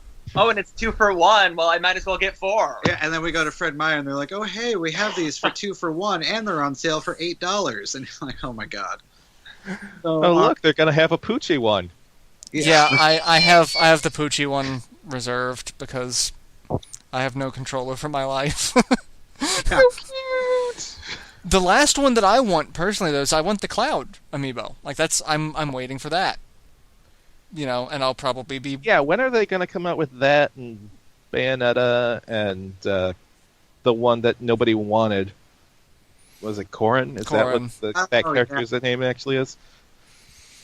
I don't know. There were rumors that Cloud will come out sometime after the Switch because again with the rumors of there being a remastered Smash for the Switch that they would do that.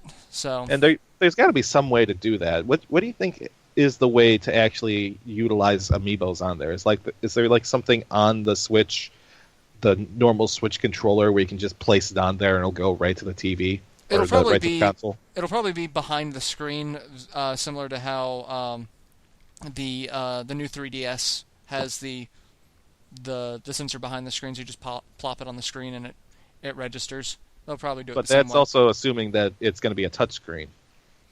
Well, no, because the Oh yeah, it doesn't need the the Wii has it. yeah. The Wii has it where it's like an NFC thing Yeah. next to the screen. It forgot doesn't about need the touchscreen functionality. Also, it won't be dependent on that.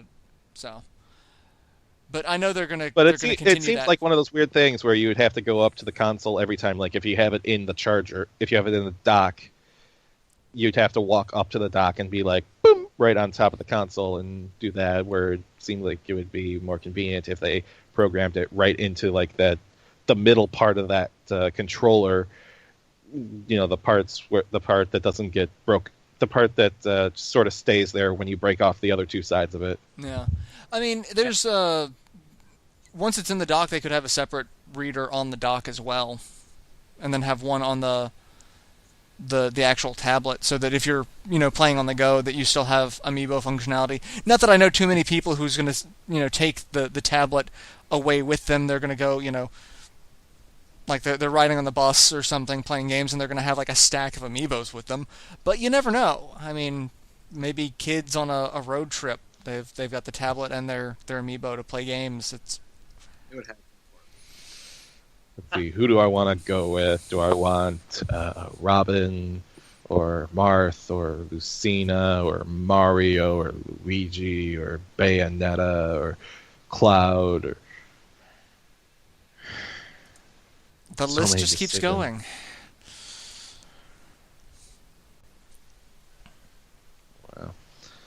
going. So yeah, Dragon Quest VII.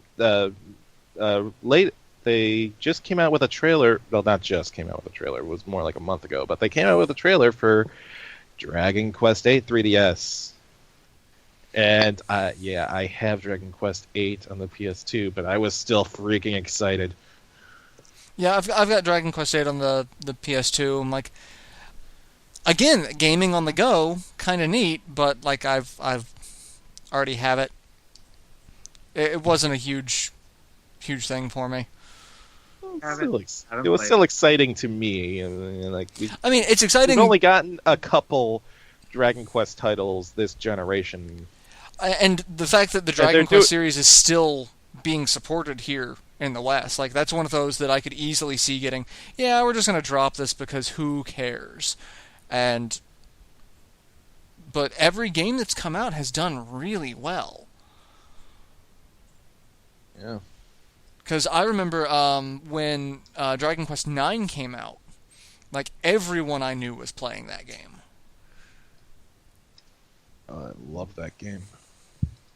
That's pretty good.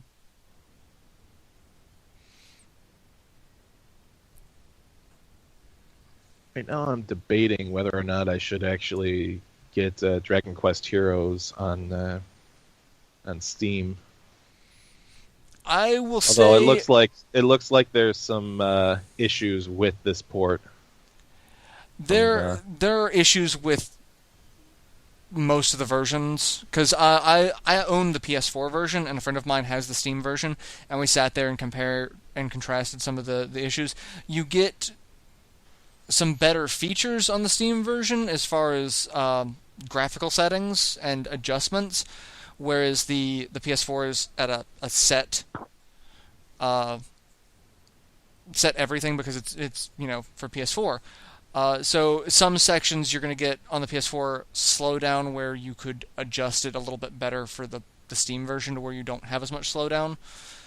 But both of us had a lot of problems. Like, we were trying to record sections of it, and just there are some really nice sections of the game that are so well detailed, where you're in like grassy fields, where no matter either of our recording setups, we could not get it to record nicely at all, using basically every piece of recording technology we have access to. And between the two of us, that's actually a decent amount of things, and neither of us could get a good Steam version of it. Like, we could get a decent PS4, because again, it's going to have a little bit of a cut to it, but like any of the Steam stuff, it's like it looks so nice, it's not going to ever look good if you ever record it using various programs. So it's like, it's 6 of one, half dozen of the other. Do you want a couple of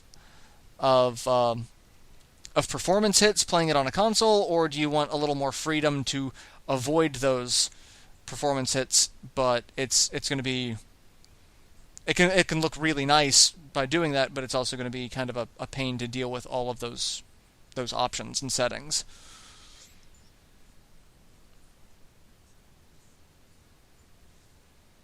Okay, so Dragon Quest VIII on 3DS. Are either one of you going to be picking it up, or no?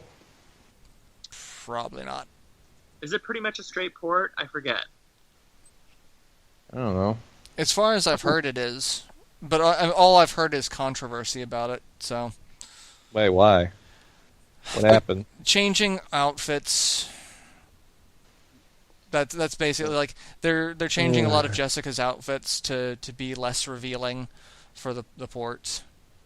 So, like, there was a bunny girl outfit that they've changed, and that was one of the ones that people are actually really confused on, because the PS2 version and the Japanese version have like the traditional anime girl bunny outfit, and the port has, instead of the full like bunny girl suit and like fishnets, she's got like a tube top and then like hot pants and then the fishnets. Like, this one actually shows more skin.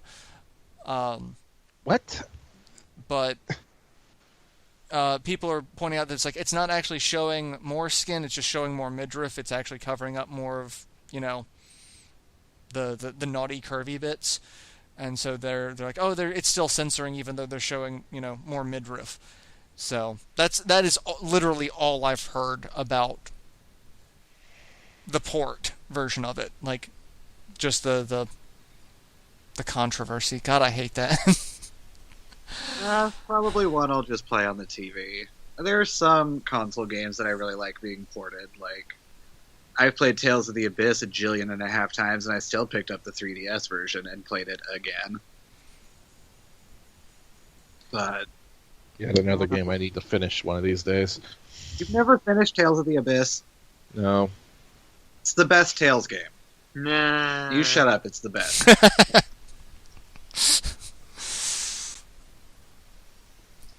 I think Symphonia is better, but... No, a bit. Well, Symphonia has a little less gibberish, what with all the phonons and... Okay, yes. The phrasing or terminology in Abyss... Look, guys. But It's clearly Berseria. That is clearly the best Tales game ever. I'm gonna make all of you hate me, and I'm gonna say, just out of spite, that Tales of Symphonia: Dawn of the New World is the best one. I feel like no, but I never made it that far. It, I picked I've it up when it tried came it, out on the Wii, and I played like the first 20 minutes of it, and I'm like, maybe later, and I haven't touched it since. I got through like a few hours of it and then stopped. Well, we got. I don't know why. I just know that the fan communities that if you like Symphonia, you typically hate Dawn of the New World. There's not really an overlap of fans that like both. I don't think I've gone deep enough to really hate it. I mean, it's all right. It's more of Symphonia. We got the PS3 version, so next time we give it a go around, we'll just play straight through both of them. I think that might make the experience a little bit more entertaining, personally. Yeah.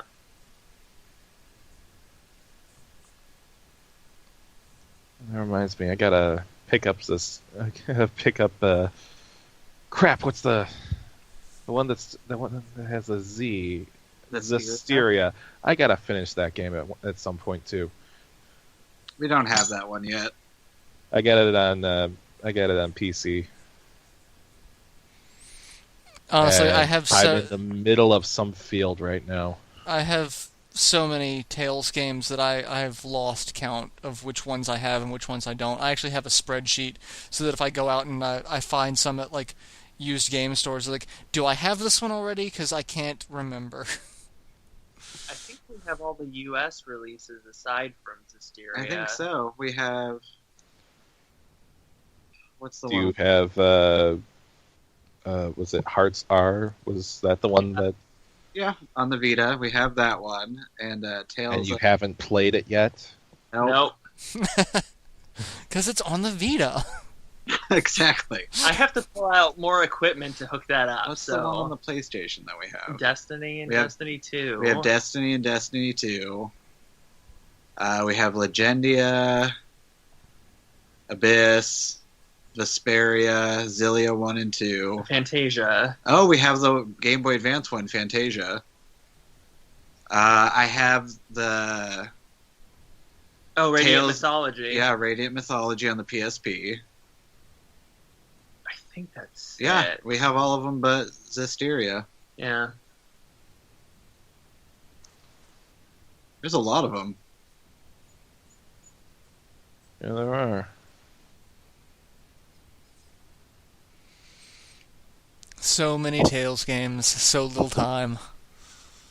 Well, it doesn't help that they're like 60-hour games. Yeah. Together, though. They are fun to play with another person. I think it took me 80 hours to get through Symphonia. That sounds about right for Yeah. us, too. Yeah. The best part of that game is Rain casting Nurse. That's all I want to see over and over again.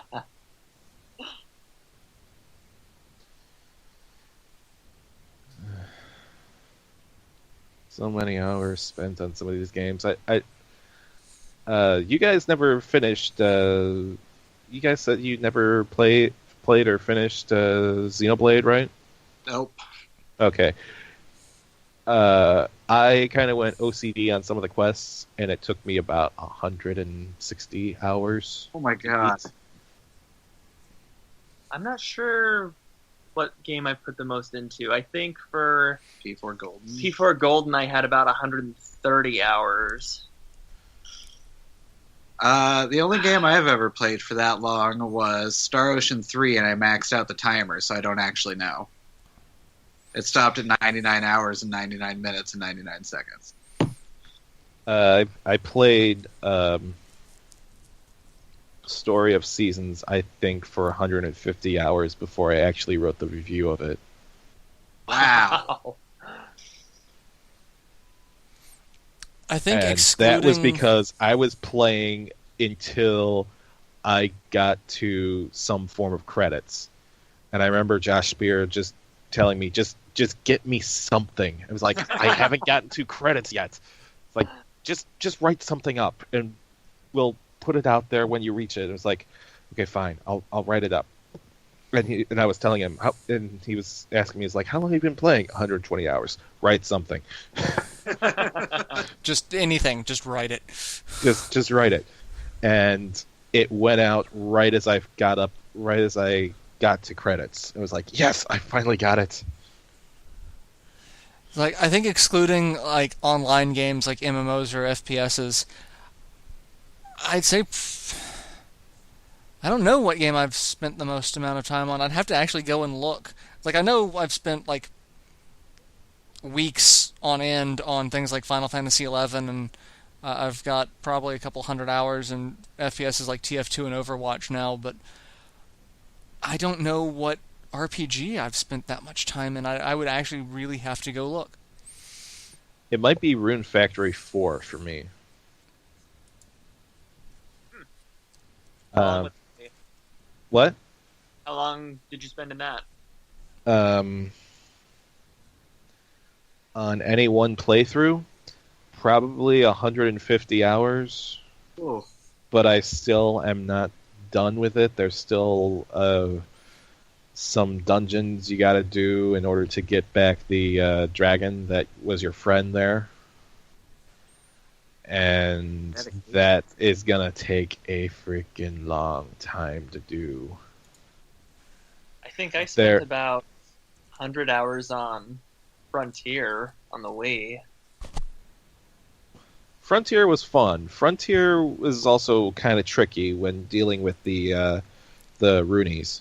Yeah, they were kind of a pain in the ass. Trying to think. I think all total on Rune Factory I think I've spent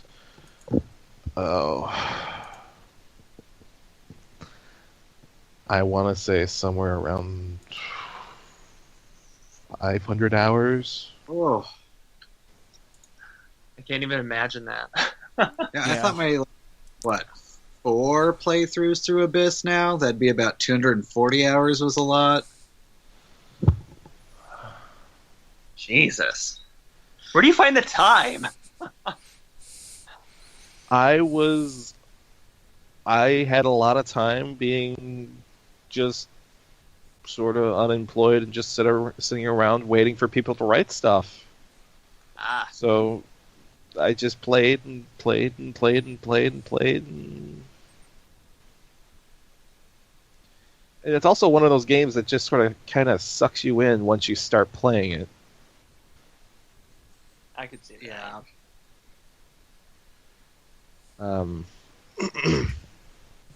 So yeah, there's that.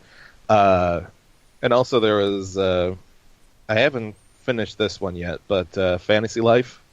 You guys remember that one? Yeah. Yeah, I haven't played it yet, but I want to. Okay, it's you guys know what it is though, right? Yeah. Yeah. Okay. It's it's sort of chapter based, like you do whatever the main quest is, and then you move on to the next chapter, which is a different place, and then you move on, then you do that stuff, then you move on to the next chapter.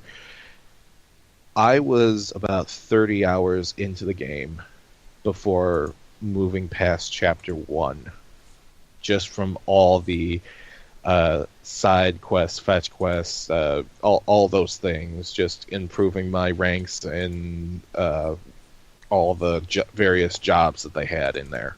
Took me 30 hours before I actually moved on to chapter 2. Wow.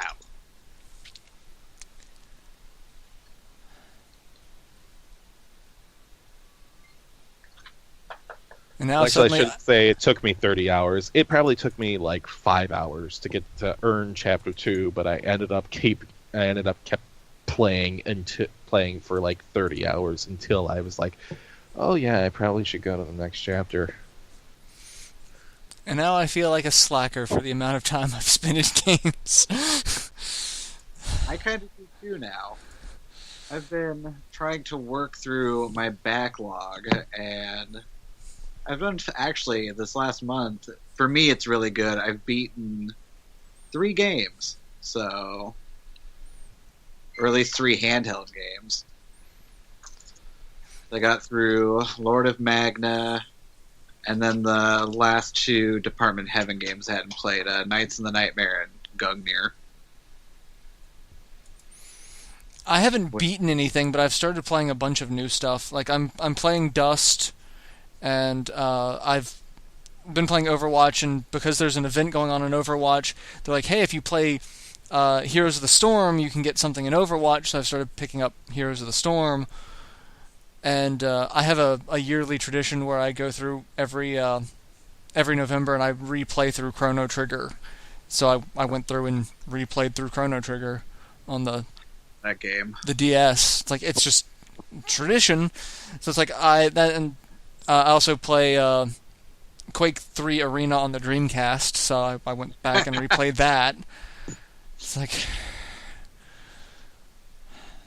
I've done like toward the end of the years I have a bunch of gaming traditions. It's like okay I've got to do this. So it's like new games don't really get played until first of the year. So hopefully come January I'll get a chance to finally sink my teeth into like Final Fantasy 15 or something. But I never play new games. New games for me are something I'm going to play in 5 years when they're old. Yeah, I'm not sure what the newest thing. The only new games I've played so far are TMS, which I'd like to point out I started in June and I am still playing, and Conception 2 of all things I played when I got it. Oh yeah, you did. Oh yeah, that's another game I need to beat.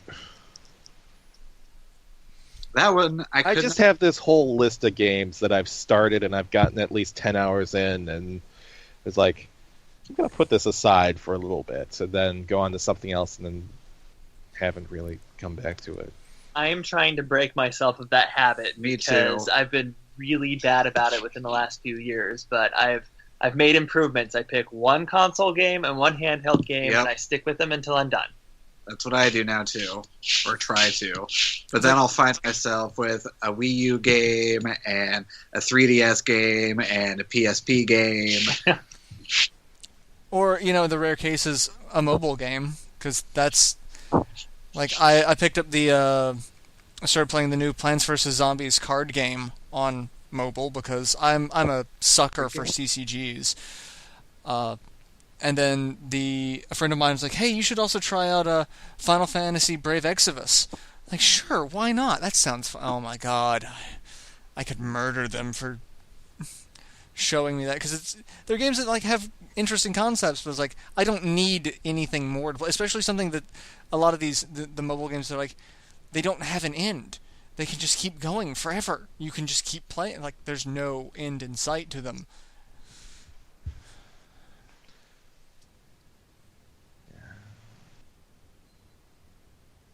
Yeah, I think I kind of need to do something like that for PC because I got a bunch of games here and I really need to start playing them. I will not open that can of worms. I have one PC game, and that is it, and that is the way to stay. Like games that I've started and need to finish on PC. I've got Doom. I've got Tales of Zestiria. I'm trying to think. Guacamelee. I wanted to play that. It's fun. It's a lot of fun. I just have East 6, and I beat it, and I'm good, and I don't ever need to buy a computer game again. Hyper Light Drifter. East 1, East, The Oath of Felghana, East Origin. Dang it. I have to play Origin. I forgot about that one. Wolfenstein: The New Order. Felghana is really good. Dark Souls. Diablo 3. What else have I started that I need to really play? Boot Hill Heroes, Brutal Legend. I don't really need to start the Elder Scrolls games, but I really should at least do something in them. See, I swore that I would never get into PC gaming. And then I started buying equipment to do recording, and a lot of the good equipment also does PC screen capture. It's like, okay, well, I've got this, so maybe I'll pick up a PC game here or there. I picked up a couple of small things, and I was gifted some things on Steam, and then I made the mistake of signing up for IndieBox, which is one of the monthly subscription services. They take PC indie games, they have to be available on PC and Mac. So like they don't have a huge selection of games, but they do have a decent selection. And every month they give a collector's edition version of a game. So like they'll package in like a figure, or they have like the soundtrack, a figure, or little odds and ends and knickknacks. And like I've had it for a year, so I've got 12 of those. And then it's like you have the problem of it's starting to add to the Steam library, but then you also have the collector's box versions that are taking up space. So it's like it's taking up But it space. looks And so cool. It does. And you can put it up on your bookshelf, and you can show it off to people. It does, but it's like it's Kind of like what Scott and Daymon can have with their hundreds and thousands of millions of games on their bookshelves, right next to their actual bookshelf that has books. You can be like us.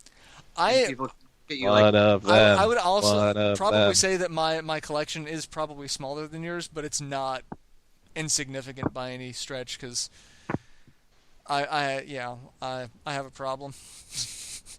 Welcome to Gamers Anonymous. I keep buying games. I have a problem. Hi, my name is Jeff. Hi, I Jeff. keep starting games without finishing them. Well, that's one thing that I would do too. It's like I buy a game, it comes out on release, I pop it in the system to make sure it works, everything's working fine, play a little bit of it, and then next week another game comes out. It's like, well, I just repeat the cycle. And that's Torchlight 2. I need to finish that one. I don't even get that far. I open it up in the hopes that there's a manual. There's not, and then it gets put on the shelf. Trails in the Sky. I need to finish that. So I picked up Final Fantasy 15. I haven't gotten a chance to really play it, but I did open it because I got the collector's edition, not like the super fancy collector's edition that Square was giving out themselves, but like the $80 like steel case version. Like, oh yeah, you get some special DLC with it. It's like, okay, I pop it open, and a friend of mine was complaining about picking up Final Fantasy 13. Picked up a copy of it brand new, but he picked it up just recently, and it had DLC with it that had expired. The DLC code for it expired. It's like, yeah, that kind of sucks. You buy it new and the DLC code expired. It's like, so I'm like, oh, I wonder how long the DLC code for the Final Fantasy 15 stuff is, because I could see them limiting it. It's almost 10 years. The code is almost valid for 10 years. Yeah. And I'm sitting here looking at it like, well, at least they thought ahead.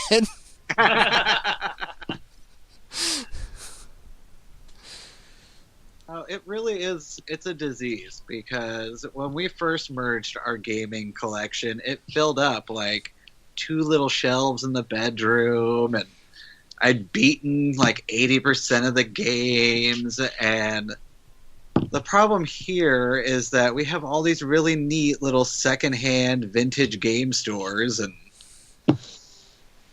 it's not thankfully, but the one closest to us closed down, so we've slowed our roll a little bit. But I mean, we'd go in, and every week they'd have a new rare game that we just had to have.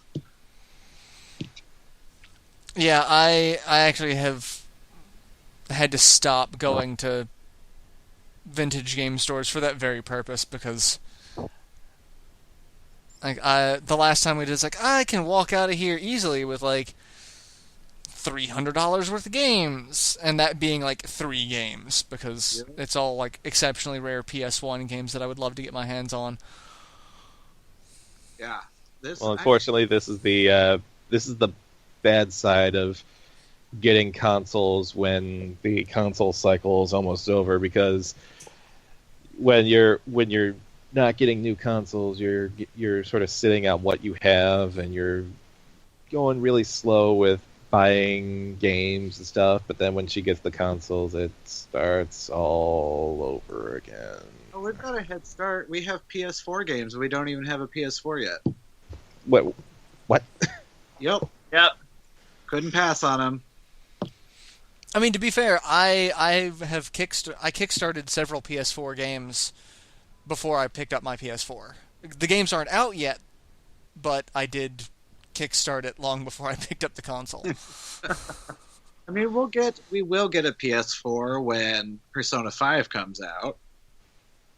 But until then, we have what, 3 or 4 games? Yeah, we have Valkyria, that Digimon. Oh, Cyber Cyber Sleuth. which That got sent to us. yeah, that got sent to me. Which Yeah. thanks OPR. And then what's the other one? I have no idea. You know, it's really good when you don't even know what you have.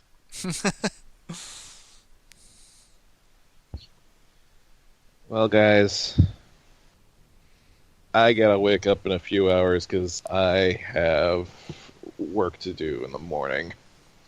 I have a job to do in the morning, so. Well, I mean, we've covered a with the huge amount of stuff today, so yeah. yeah, not a bad place to end it. So yeah, we'll be back in the future with more of this wonderful podcasty goodness. Hopefully quicker than last time. Yes. Yes. Yes.